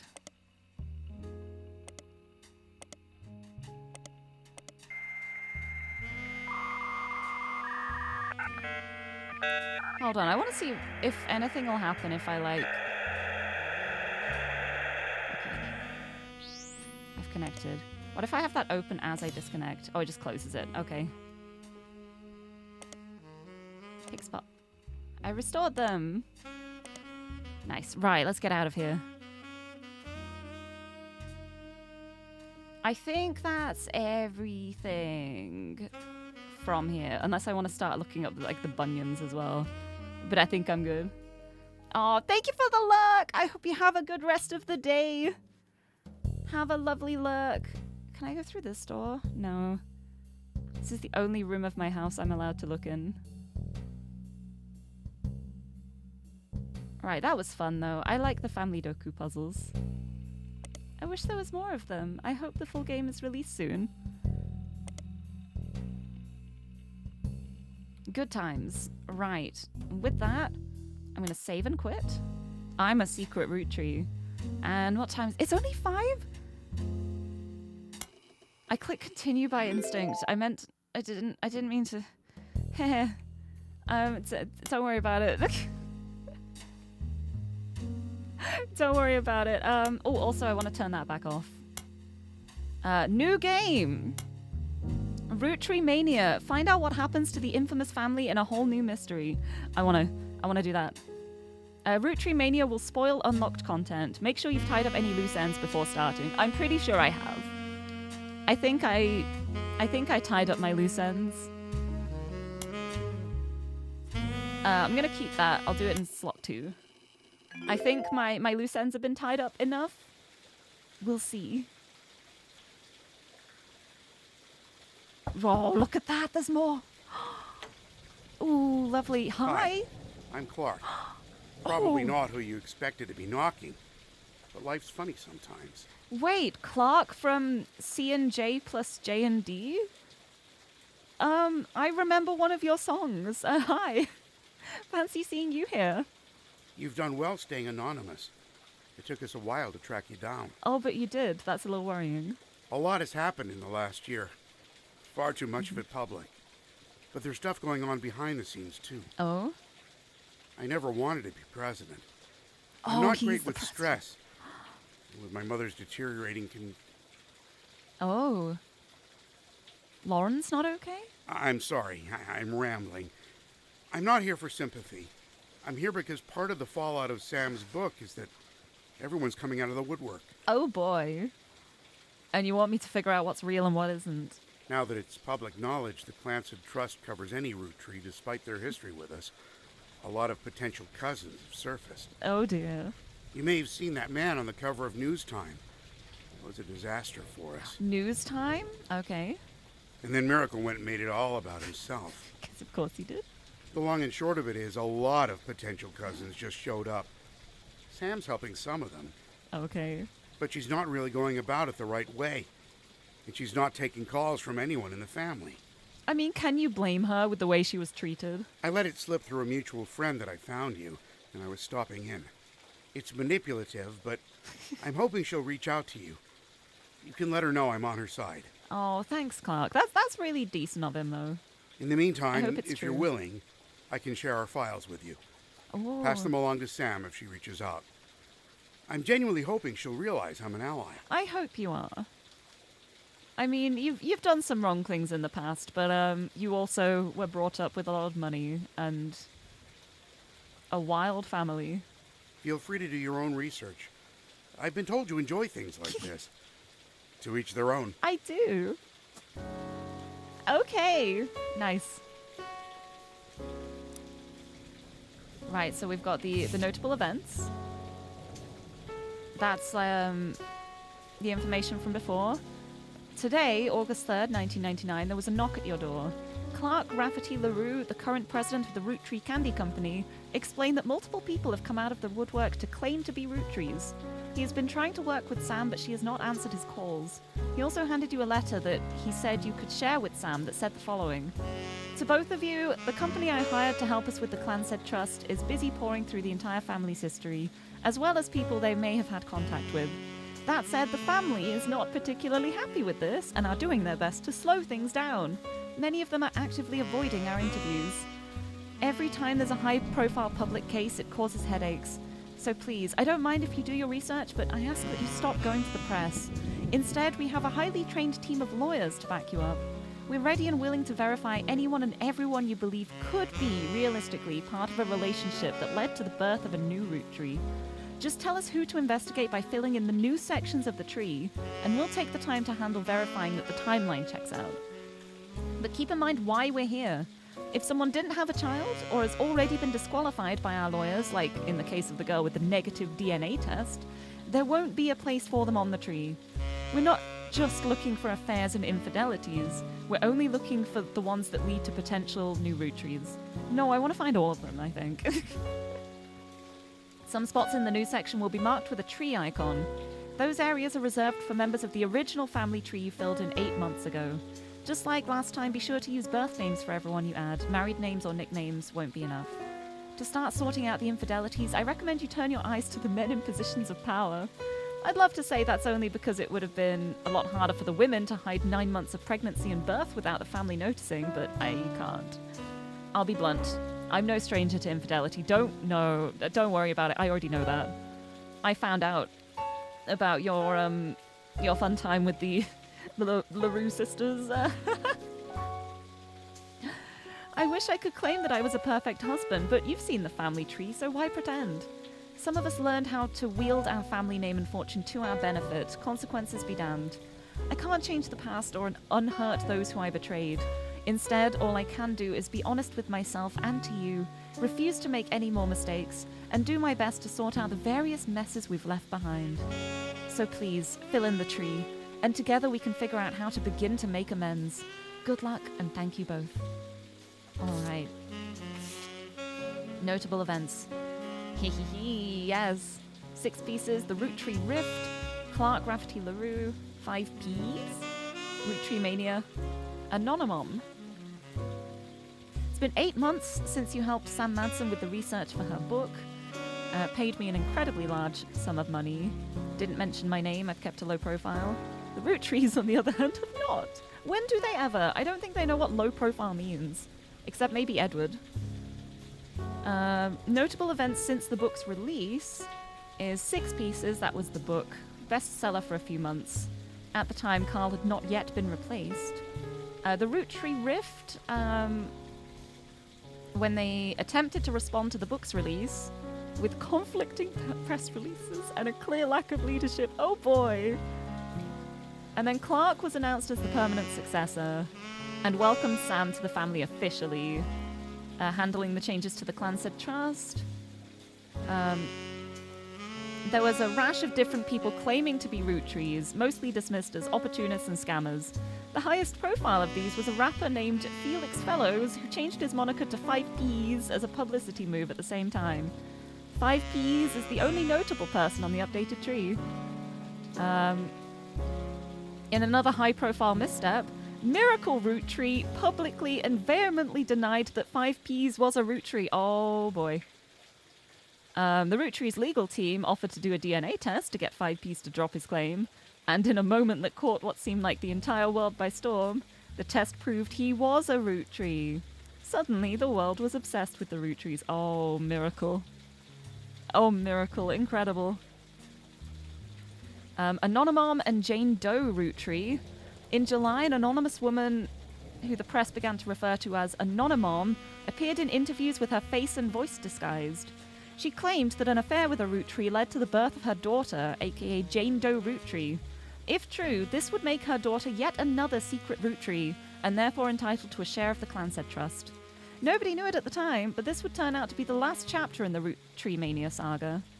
As more and more of Anonymum's story came out, people began to notice how much it echoed 5P's in nearly every significant way. The court of public opinion began to turn. Confirming the world's suspicions, the DNA test proved that her daughter was not a ROOTTREE. This final event caused public disappointment, smugness from doubters, and countless accusations of the entire ordeal being an elaborate hoax or attempt at fraud. Things got a bit ugly, and the fun of ROOTTREE Mania seemed to disappear overnight. Now, a month later, it feels like a distant memory. Okay, so we got Felix Fellows. 5P's. And then, yeah, this is just...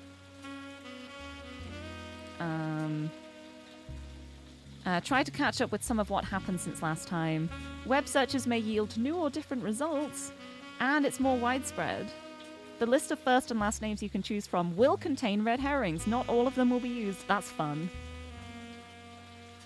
Because of all the people who are just like coming out of the woodwork to just be like, yeah, I'm a ROOTTREE. Just kidding. Just kidding. Just making it up because I want money.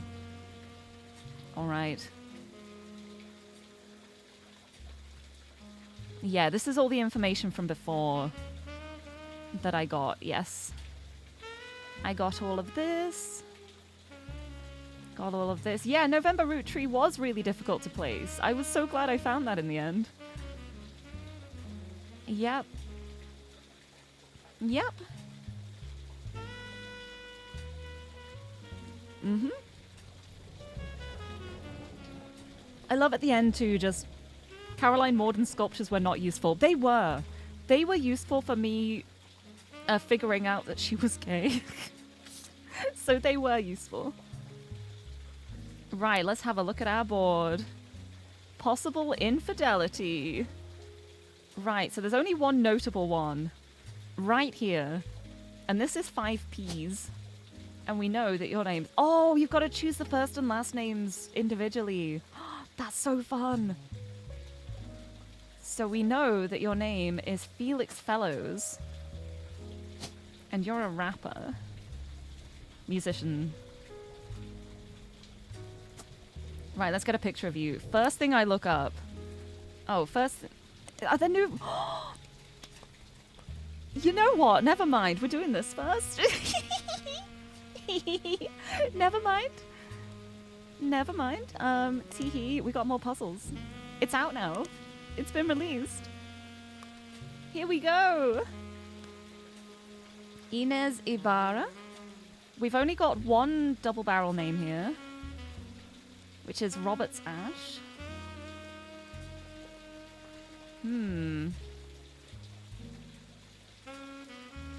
Hank Roberts Ash. We've got quite a few Roberts, though. This is probably the Roberts patriarchy, because we've got 1, 2, 3, 4 Roberts. Roberts.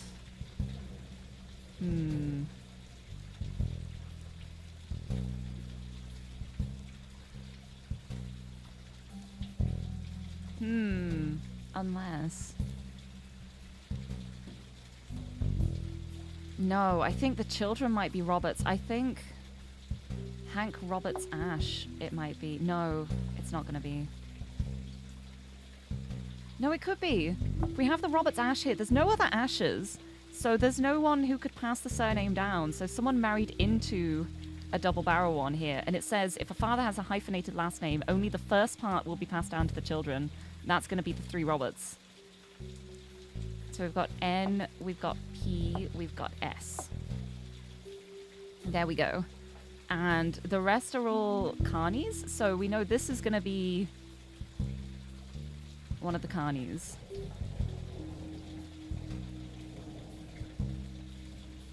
And we know this has to be a woman because of marrying the man and there's no rainbow there. So we know that's Louise. The only name before Louise in the alphabet is Ike, so that has to be Ike. And then this could be Mortimer or Patrick. But we've got a Patrick here, so that's going to be the Patrick. That's Mortimer. That's Crystal. Yeah! Still got it. Still got it. More hyphenated names. I love it. Hamilton Horn. Right, well, we've got a Marcus Horn and a Marcus Horn Jr. And a Morty Hamilton Horn.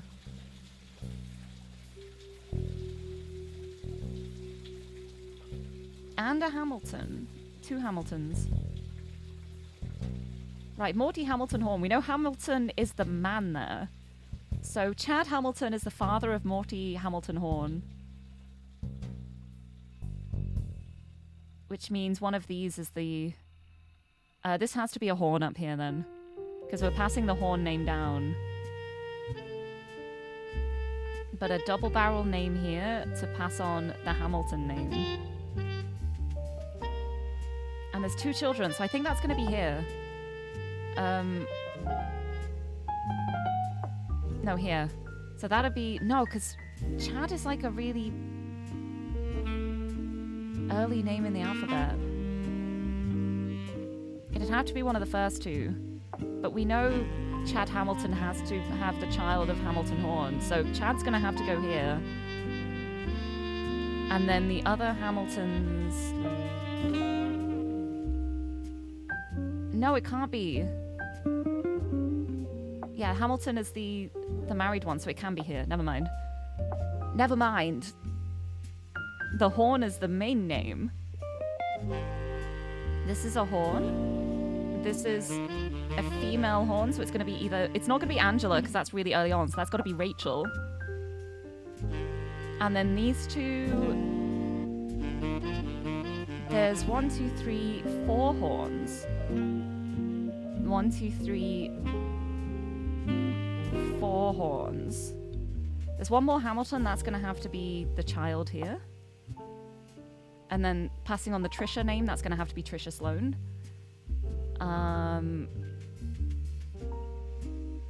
Marcus Horn can be either here or here.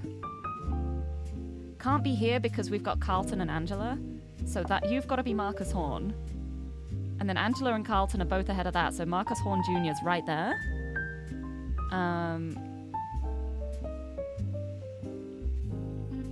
Carlton Horn will be there with Angela Christie, and then their child is Angela Horn. And then you marry Sophie Davis, because she's the only one left. Yeah! Puzzle 8! Gay! Gay. That's what I like to see. In the case of adoption, the child's last name will always be passed down from the rectangle above them, not the spouse. Okay. Good to know. There's so many Larrys. Larry Chung. We're down to Larry Chung the third, so... We know Larry Chung has to be one of these 2. Has to be one of those 2.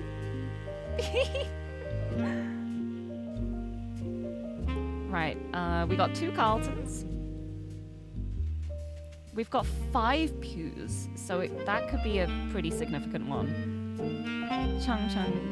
We got 4 Chungs and 5 Pews. So they're going to be like earlier on in the list and passing on the name. The Pews. Mark, Steve, Toby. There's Toby Patton, Toby Pugh. All of the Larrys. I feel like it's going to be along here because it's father and son, so it has to go like 1, 2, 3 or 1, 2, 3. So but it could be like 1, 2, 3.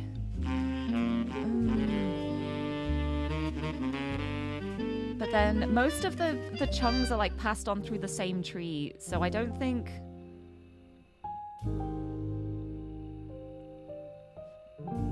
This is a Chung? Because we can't pass on the Chung name here. It has to be here. It has to be here. We've got a Larry Chung Jr., Larry Chung III. It has to be here. Because there's no other surnames with Chung that would be passed along. And then that would be Christine Chung as the only other one with that name. Okay. So now we've got 5 Pews. So I think we've probably got Pews here. So it's like... Oh, Larry Chung is like the married one. So we got a Pew here Female Pew here. It can't be Amy because that would be the first in the list, so you have to be Francine. Marrying Larry Chung Jr. And then there are 4 others. So one of them is here. We've got 3. So 1, 2, 3. I think it would be. And then this doesn't have the Pew name. So you're going to be Amy Pew and you marry A. Carlton. Mark and Chase.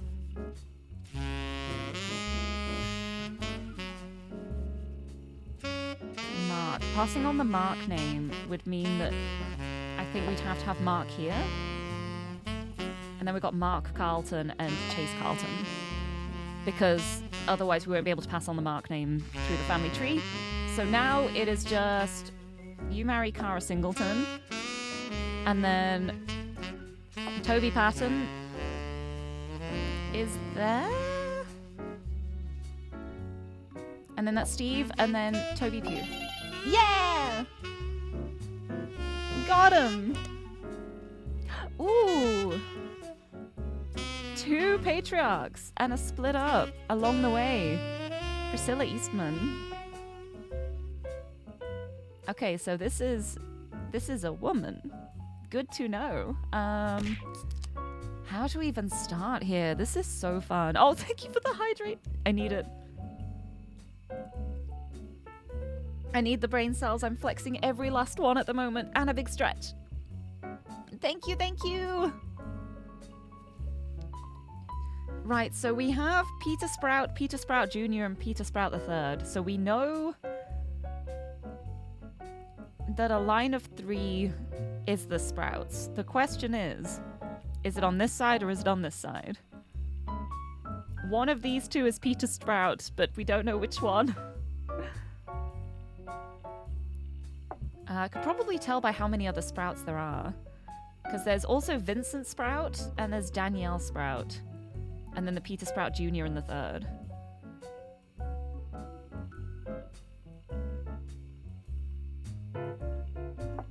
So I'm just putting them randomly in at the moment. Oh, it tells me if I put them in the wrong spot. I don't like that. Oh no, I think that was just saying it can't be because Peter Sprout III is a child. I think that was just the game telling me that's an impossible move. That's okay. Right, so there's 1, 2, 3, 4 Sprouts.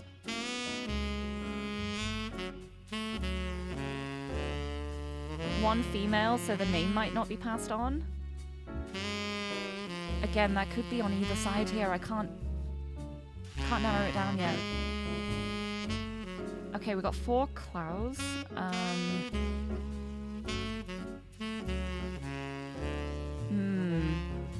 We've got 3 leads. We've got 4 Klaus.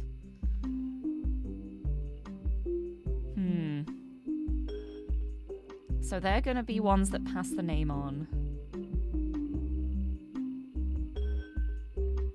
These are ones that don't pass the name on. Leads. We've only got 1 leads that is male. So I guess maybe a leads would be like here? Or here. Could be either of them. This one, I think I have to start putting them in and see if it works and just move it around. And Peter Sprout Jr., Peter Sprout III. And then the other Sprout would be Danielle Sprout, which would be earlier than P alphabetically. So that would work. And then whoever Danielle marries could be Tom Leeds. And then we pass along the Leeds name. And then they're happy and gay, both of the sisters. And then this side could be one of the Klaus, I think. Right, we still have another Sprout, though. No, it can't be this.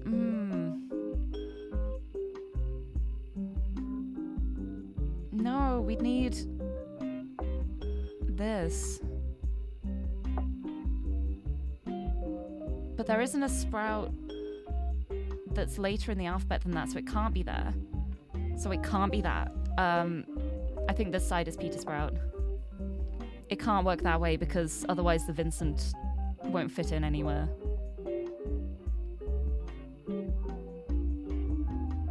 So if we go Peter Sprout Jr., and then we've got Peter Sprout the third and Danielle Sprout there, and then the other child is Vincent Sprout. That gets all the Sprouts in a way where the surnames work, and they're in order. And then we've got a Danielle here, so we can safely assume that's a Danielle. Or the matriarch is Danielle, but I don't know. We've got 2 Janes as well. It could be Jane up here. Right, and then the other patriarch is going to be one of the Clows, I think.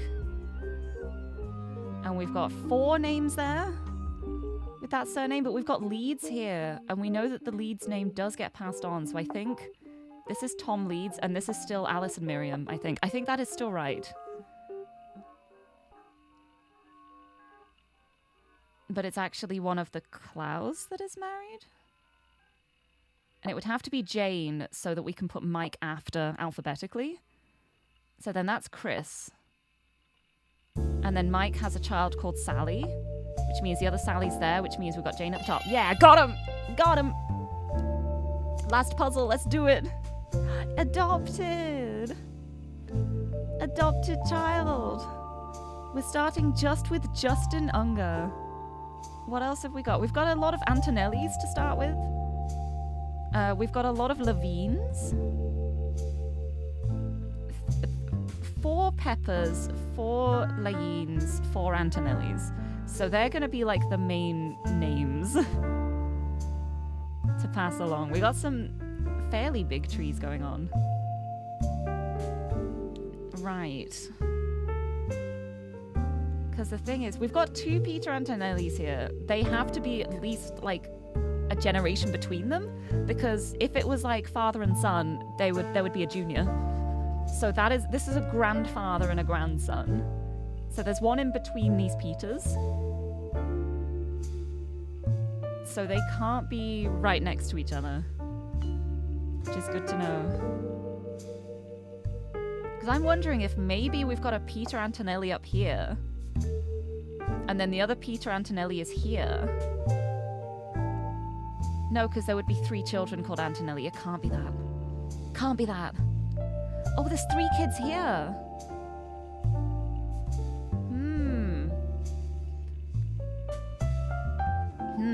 No, maybe here.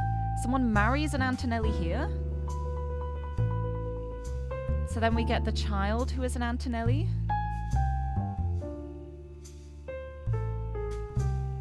The child's last name from adoption will be passed down from the rectangle, so even if it's one of these 2, we can still pass the name along.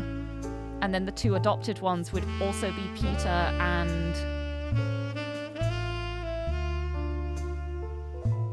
whoever else is it. It's got to be Misty because that's a Justin, so that's a man. And then that would be the other Peter, and there's a generation between them. So that means that is Shonda. Shonda, who adopted these kids and passed along her name, even though she's a woman because of adoption. So there's the Antonellis. So got one of them sorted. We've got James Pepper and James Pepper Jr. They are going to be close to each other. Could be Peppers. Could be Peppers. This could be James Pepper. And if we have a James Pepper Jr., then the other Peppers would be... We'd have Lee and Sarah, so it would be James Pepper here. No, because he'd pass on the Pepper name. And that's like 3 children.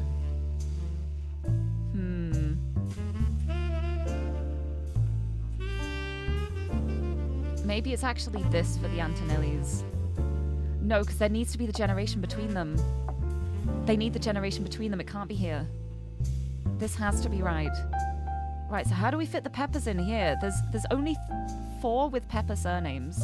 So I guess the Peppers are like a married-in thing. So it'll be James Pepper. And then it would be James Pepper Jr., Lee Pepper, and Sarah Pepper. Like that. It would have to be, I think. And so then... Yeah, we only have one left with more surnames. So I think we have Corbin Levine here. But they only had daughters. So none of the Levine name passed along. It was who they got married to. So then Trixie Levine married one of the Ondens. And they had 2 Onden children. Which one, though? Haha. Clarence and Belle. Well, Belle is definitely one of the children, because we've got Belle Stone up here. That has to be that one. So then Trixie Levine married an Onden. That has to be a woman, because of marrying Ike Worthington. So the only one before B alphabetically is A, so you married Clarence. Oh! I got an achievement for it, yes! I completed all the family Doku puzzles. Ah! That was fun. Thank you, Christoph Rogan. You did great. I'm so glad I looked at that book on the shelf. That was so good. That was so good. I love it. I love this game. I love that I'm not looking for any of the things I actually have to. What was I even going to look for first? 5Ps. Let me connect to the internet first. That might help. Casually forgot this wasn't the main game for a second. It is a main game to me. I love Family Doku. I want more of them. Right, here we go. 5Ps. Tell me about him. He's found some recent radio play after being publicly confirmed as a long-lost root tree and entitled to part of their fortune. An article you find on a website known for their particularly harsh reviews of modern music gives his most recent album, Root of All Evil, 1 star. Out of 7, for whatever reason, with the headline more poser than my action figure collection. Wait, the review mentions his real name is David, and he used to go by Dirty Davy. And the author rused the fact that this rebranding was a blatant marketing stunt at the expense of his mother's tragic past. She overdosed when he was 16. Apparently only one of the songs on the album is new, and the others were simply rewritten to turn blatant references to sex, drugs, and violence into clumsy euphemisms. Incredible. Oh my goodness. Hello, Maru! Hello, thank you for the raid. Welcome in. I hope you had a good stream. I hope you had a fun time. What were you doing? Be gay, do crime? Well, we got gay. We got the gay part here. We're hopefully not doing crime. We're trying to get to the bottom of this information. We don't want crimes. We want to get everything sorted legally, I swear. But welcome in, raiders. Hello. To anyone who's new here, my name is Lirie. I'm a pink-haired cat girl from the UK, underneath the hair dye. It is temporary. Just for the season. And I love comfy games and puzzle games, and I'm currently playing... well, I just finished playing The Root Trees Are Dead. I'm now playing the bonus content of Root Tree Mania, which continues the story, and I'm unearthing scandals. I am finding the scandals of the Root Tree family out, and oh, they are fun. It's so much fun. You're playing Castlevania Rondo of Blood. Oh, I hope you had fun with it. I think I would be so bad at those kind of games. There's a reason why I would just watch other people play them. I hope you had a good stream, and if you have to raid and run, that's completely fine. I will do my best to look after everyone. You get to look as I search the internet. Teehee. But thank you so much for the raid. I hope you had fun with it, even if it was hard. I believe in you. We're learning about the rapper 5Ps at the moment. Apparently his name's David. I thought his name was Felix. I guess not. His rise to prominence was kick-started when he appeared a few months ago on the cover of News Time, holding a picture of his mother with Guy Hudson. Of course it would be Guy Hudson. Of course it would be. Of course it would be. I don't like Guy Hudson at all. Of course he'd be the one behind the scandals. Yeah, it's a hard game. Oh, gonna go eat foods. I hope you have delicious food. Love you. Take care. Thank you for the raid. I hope your dinner is delicious. Incredible. Yep, they have new evidence that confirms the story. Right. News Time. Do I get this added? Yes, I can search News Time now. It's a major news periodical that releases a new issue every week. The rapper 5Ps famously appeared on the cover claiming to be a ROOTTREE. Then 1 week later, Miracle ROOTTREE did the same, denying that he was. And then it got proved that he was. Atiti. Let's look that up real quick. Let's get that picture of Felix Fellows. Let's go check these out. Lovely, lovely. Here we go. Felix Fellows. Oh, he looks like a rapper. Could this rapper be the next Sam Madsen? Oh my goodness. Don't be mean to Sam like that. 5Ps says that his mother Joanna was Zach Morden's secretary when he retired, and then Guy Hudson's secretary for only 1 or 2 weeks after that before she quit. His parents divorced when he was 4 after his father learned of the affair. Felix and his mother then moved to Portland because she was afraid for her and her son's life. Oh, the music is going for it. Blue, blue, blue. He grew up with her until he was 16, but one day his mother never came home, found her dead from an overdose. She'd stolen all the cash from her drawer and spent it on heroin. As Felix went through her belongings, the only things he had to remember her by were a hairbrush she always used, some photos, and a stuffed animal from her childhood. But then he found it, a box hidden in the back of her closet. Inside were love letters and photos related to Guy Hudson, as well as a letter from his father containing threats. He threw it all away, with the exception of the one photo he appears with on the cover of Newstime. He says it was the only one where they were dressed, the only one not from the affair itself. The photo is shown in full inside the magazine and was added to evidence. Also includes information about his career. He was born to Riley and Joanna Fellows, but has never rapped without a moniker. He tried to find success by opening for other artists and even by selling CDs on street corners in Portland. He's only recently started going as 5Ps to harness the power of his lineage. The writer did some research into the truth of these claims and was able to confirm that Joanna did work for the ROOTTREE company and did die of a drug overdose, and Felix went into foster care soon after.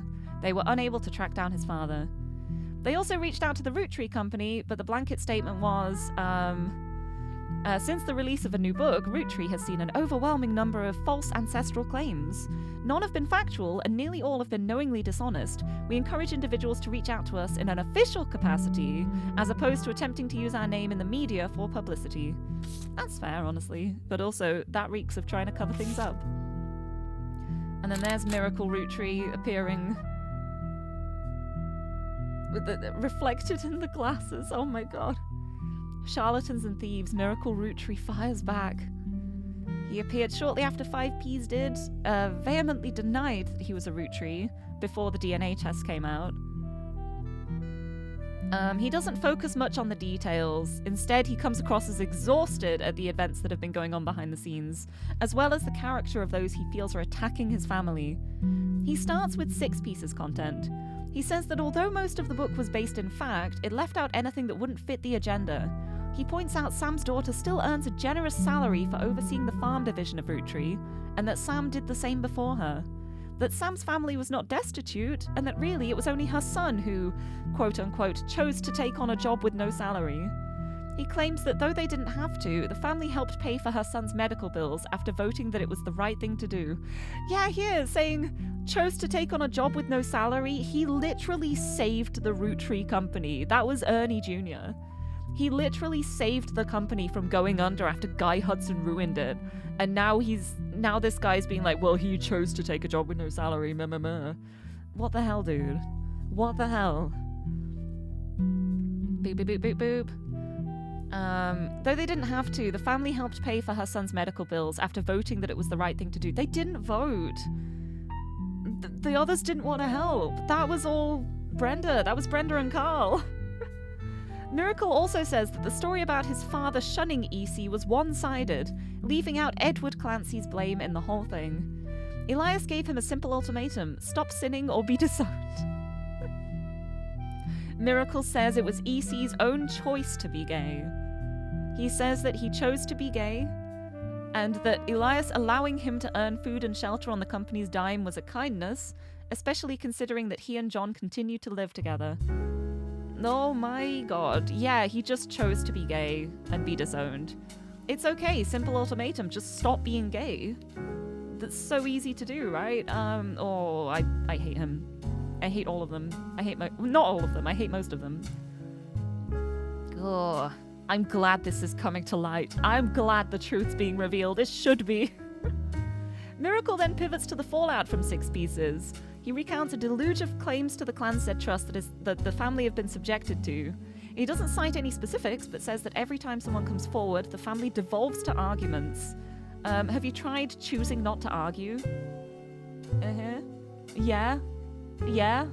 Good job. Anyway, they've had to hire an outside legal team to help, but so far every case has been demonstrably, laughably false. All they do is tarnish his family's reputation. No, you tarnished your own reputation, buddy. He focuses on 5Ps, he calls him a grifter and a delinquent, and says that he's using their name and products to sell filth to the masses. This is the most dangerous because it exposes the world to hatred. He cites 5Ps' lyrics as violent, sexist, and ungodly, and prays the boy will repent, retract his lies, and find religion. Lastly, he turns to the future. Those that wish to hear the true story can join him on his farewell tour this upcoming fall. The Miracles Root Tree are planning on touring the country's churches one last time, and that now at age 71, Miracle is the oldest living root tree. While he plans to continue preaching at his own church in Butler County after the tour, this is your last chance to hear the truth from the man with the most complete recollection of one of America's most notable families in your own hometown. You don't want to miss it, folks. Just costs a lot of money, probably. The article mentions that Miracle's son did not wish to comment and has a statement from Clark Rafferty LaRue through the ROOTTREES law firm. Miracle does not speak for his entire family. We're working carefully on a plan to definitively disprove any claims of infidelity in our family's past. The article also does not refute Miracle's claim that he's the oldest living root tree, despite Sam Madsen being born the year before him. It was unclear if Miracle made the claim out of ignorance or spite. Oh no, that was spite. That would be 100% spite. Guaranteed. Yeah, I got the photo. And then here, his mother Joanna when she was Zach Morden's secretary at a company picnic. He claims that Joanna and Guy Hudson were having an affair that led to his birth. His birth. Why did I say bird? I love that she literally has a t-shirt saying Root Tree Family Picnic. Incredible. That really does not surprise me about Guy Hudson. Right, let's have a look here. Right, because here, we know this is where 5Ps is. Boop, gotcha. So that means... up here, first affair.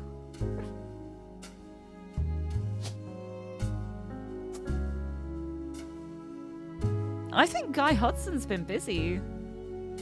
Personally. Right, Joanna... I don't know what her surname is, though. Did it mention her surname? It said that Joanna was Zach's secretary. And their parents divorced because of the affair. Yeah, I think it said in the article. Over here. Yeah, if I look up here again, 5Ps. I think this mentioned the mother a bit more. No, was it here? Maybe it wasn't.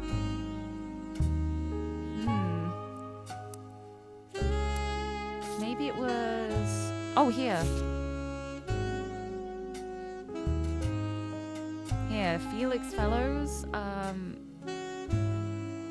There was a thing about Joanna. Something definitely mentioned Joanna's name somewhere.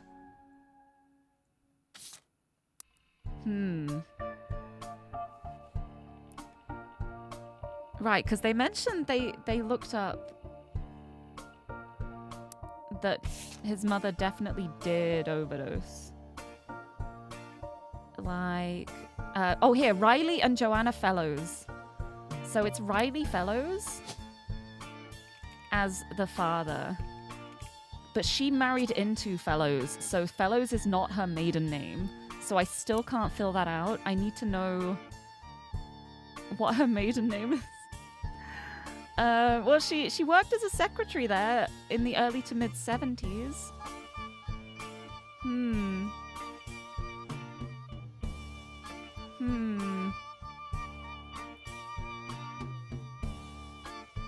Yeah, I don't know what her maiden name is, so I can't fully fill that out, but I can put the picture of her. There we go. We've got Joanna. We've got Riley Fellows. We've got Felix Fellows here. The Secret Affair. What the hell have you been doing, buddy? Oh my days. Guy Hudson, you... occupation. Charlatan? Is that an option? Because he was like the third president, I think. Was it the third? I think it was the third. I can look it up after if I want. Yeah, it seems Guy Hudson has quite a sordid past. Somehow that really doesn't surprise me. Possible infidelity in 1921, 1949, 1975 to 82, and then 1998. That's really recent, actually. What could be the most recent? The most recent infidelity? Who would I be the most suspicious of? Who could potentially have another secret child? Oh, I can get another picture of Chris Rafferty. The child of Clark Rafferty. I can get another picture of him too. Ooh. Right. Well, see, I don't trust any of the miracles. I feel like if there's gonna be infidelity, it might end up being from here. Just because I don't trust them. But Clark was very open about his cheating, and that very much came to light as well. So I think it's unlikely to be him. It still could be, but I don't think he would be as willing to help out if it was. Right, what do I want to search next? I've got 15 minutes. I don't want to, like, look up the book yet, because I think the book is going to give me a lot, and I don't want to start going through it and then have to end the stream. So let's just look up Clark again, now that he's the new successor. There, he's the new president of the ROOTTREE Corporation. This does not include Root, which appears to have its own new leadership. In early March of 1999, about 5 months ago, it was announced that both Clark Rafferty LaRue and Ron ROOTTREE would be taking over for what was essentially described as a transitional period in the aftermath of Six Pieces. The company released a press statement that thanked Ron for his work, but announced that Clark was the new permanent president. Most of the information about Clark you knew already. Yep, his advertising career, his mother, Lauren ROOTTREE, his complex and volatile marital history. Yeah, he went through a lot. Also, thank you for the hydrate. I will have a sip. A sippy to continue. Oh, I've got such a sore throat at the moment. I hope it eases soon. I'll get some soothers from across the road later. Me like, man, I've got a sore throat. What if I play a game that involves so much reading? I'm clever and smart. I'm a smart individual. Thank you very much. Also, Nero, hello. Lovely to see you. Happy Tuesday. Welcome. Since taking over, he's tried to remain out of the spotlight, but he gained a lot of support when his first move was a statement in favor of accepting Sam and her family into the trust. Also served as an announcement that the clan said trust would no longer be handled by anyone in the family, since due to their financial motivation, none of them could ever be impartial. That's a really decent move. That makes me trust him way more.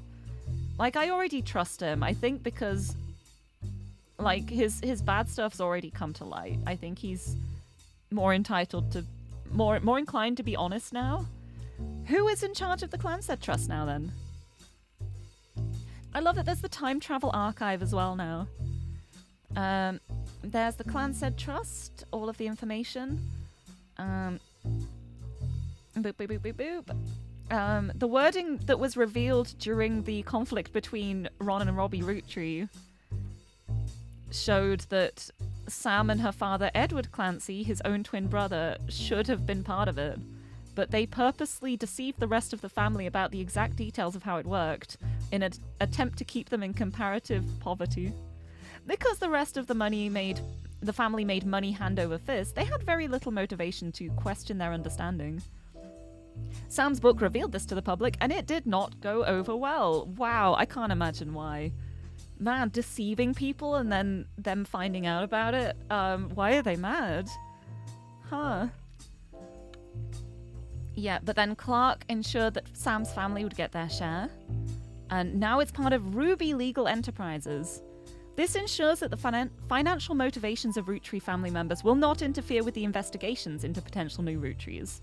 According to Clark's letter, however, some family members are still doing their best to slow the investigation by refusing to answer questions. Is that Guy Hudson by any chance? Refusing to answer anything because he's, like, impregnated so many people.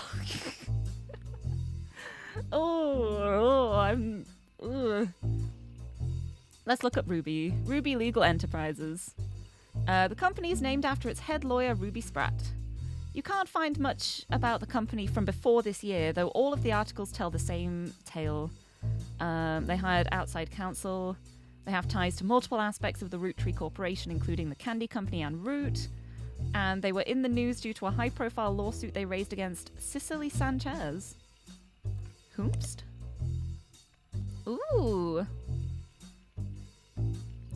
Cicely Sanchez is an author best known for Portrait of a Changed Man, released in 1979. Right, let's write these down. Let's keep track of these names. Books. Book names. Her follow-up Foreign Gospel did not perform as well critically, but still sold quite respectably. I can't read anymore. She has written a few books since then, including a biography of Van Gogh, but her first two are her claim to fame. According to a site about authors, Cicely is known for her non-fiction, with a focus on exploring darkness in the human psyche. Recently, Cicely appeared in a magazine called Picoty with an article about a book she had been commissioned to write for Guy Hudson. The magazine and Cicely herself were immediately issued a cease and desist due to its inclusion of pictures that she never had the rights to publish. The issue was pulled from store shelves, making it an instant collector's item. Alright, Picoty. A Picoty is a category of flower with an outline around the edges of its petals. Great. Picoty magazine. There we go. Picoty magazine is a publication that, as far as you can tell, has no consistent theme. It tends to contain tabloid-esque articles that appeal to a wider variety of audiences and appears in many grocery stores near the checkout line. Unlike traditional tabloids, it doesn't typically feature celebrities on the cover. Instead, it tends to latch onto and create sensationalist headlines about whatever subject appears to be popular at any given time. In recent years, this has included Beanie Babies, Magic Eye images, and even Red Bull. Nothing relevant. It has often come under fire for printing fiction along with facts. Picoty gets around this by stating in every issue that all of its articles are all the hearsay that's fit to print. At one point, they ran an article about Cicely. Yep, unread book about Guy Hudson. The article was not even the main focus of the issue, yet the magazine was threatened legally by the ROOTTREE Corporation. That particular issue, the Big Sass Sea Bass issue, was pulled from shelves. It has now become a collector's item, especially amongst conspiracy theorists attempting to figure out what the ROOTTREE company was hiding. You find a recently finished online auction that listed a copy at over $1,000, though nobody bid. Big Sass Sea Bass. Amazing. Big Sass Sea Bass is a talking fish that sits on a fake mount on your wall. When you press the button and speak into it, it mimics your voice and then insults you. Many people consider it a rip-off of a more popular wall-mounted communication-based fish decoration, but the packaging makes it clear that this one does not sing. Therefore, it's completely different. Don't worry about it. Instead, what the advertisements say set Big Sass Sea Bass apart from its competitors is a sardonic and sarcastic wit that will leave you reeling with laughter. It's oceans of fun for the whole family. You'll be hooked on this big sassy bass. The words reeling, oceans, and hooked are conveniently bolded to ensure you recognize how clever the copywriter was. Wow, I didn't even notice that. That's so smart. That's so smart. Amazing. I'm so blown away by how clever and incredible that was. Recently, it appeared on the cover of Picotee magazine in the same issue that a ROOTTREE related article appeared. That issue was removed from stores after the ROOTTREE sued the magazine. The issue has become a collector's item and ripe for conspiracy theories about what the ROOTTREES were trying to keep from people. Right, let's look it up. Let's look it up in Picotee. Here we go. Oh! In an issue that focused on a talking toy fish and the demonic messages it supposedly said as the batteries ran low, Picotee had an article about a cancelled book by Cicely Sanchez. The book's subject was Guy Hudson, and the issue was said to contain pictures that Cicely did not have the rights to publish. Because of the pictures, this issue was pulled from store shelves, making it the subject of some conspiracies and an instant collector's item. Due to this recall, the version found in these archives is incomplete. Yeah, it won't be that easy to find those images, I can imagine. But hey... Basil Bub? Could this popular gift be filling homes with satanic messages? I think they're onto something here. I think they're onto something. Cicely Sanchez reveals ROOTTREE secrets. Who cares? I'm here about Basil Bub. Plus, this utensil that will help you lose 50 pounds. Just be like, check this out. It costs 50 pounds. Ahaha. There, the story concerned an unreleased book she had written. Used photos of Guy that Cicely did not own the rights to publish, but it was issued a cease and desist. The version you found in your periodical search had the relevant pages removed, rendering this magazine useless unless you want to read about a potentially demonic fish toy.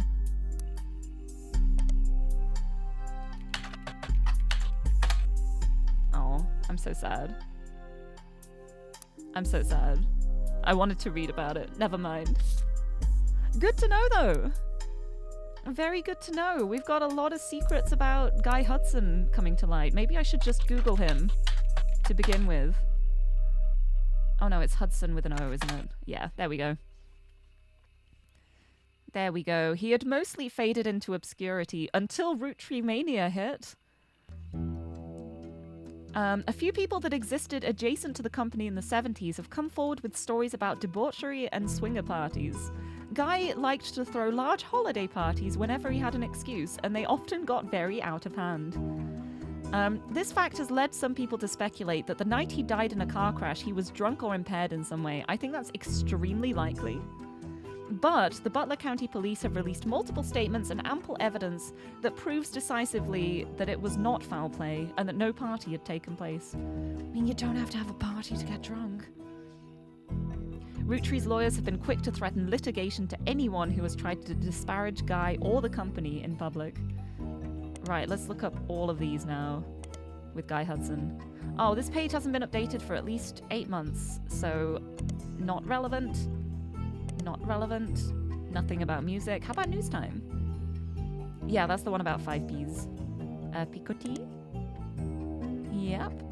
Silver Screen, nothing. Starlet, nothing. Team Blast, nothing. Nope. Right. Let's have a look for ROOTTREE Mania. There, ROOTTREE Mania immediately followed the announcement that a rapper going by 5Ps was actually a ROOTTREE. So... yeah, it's an excuse for everyday people to claim they were also ROOTTREEs. Daytime talk shows had I'm a Secret ROOTTREE episodes. Late night hosts and guests made jokes about other lost members of the family.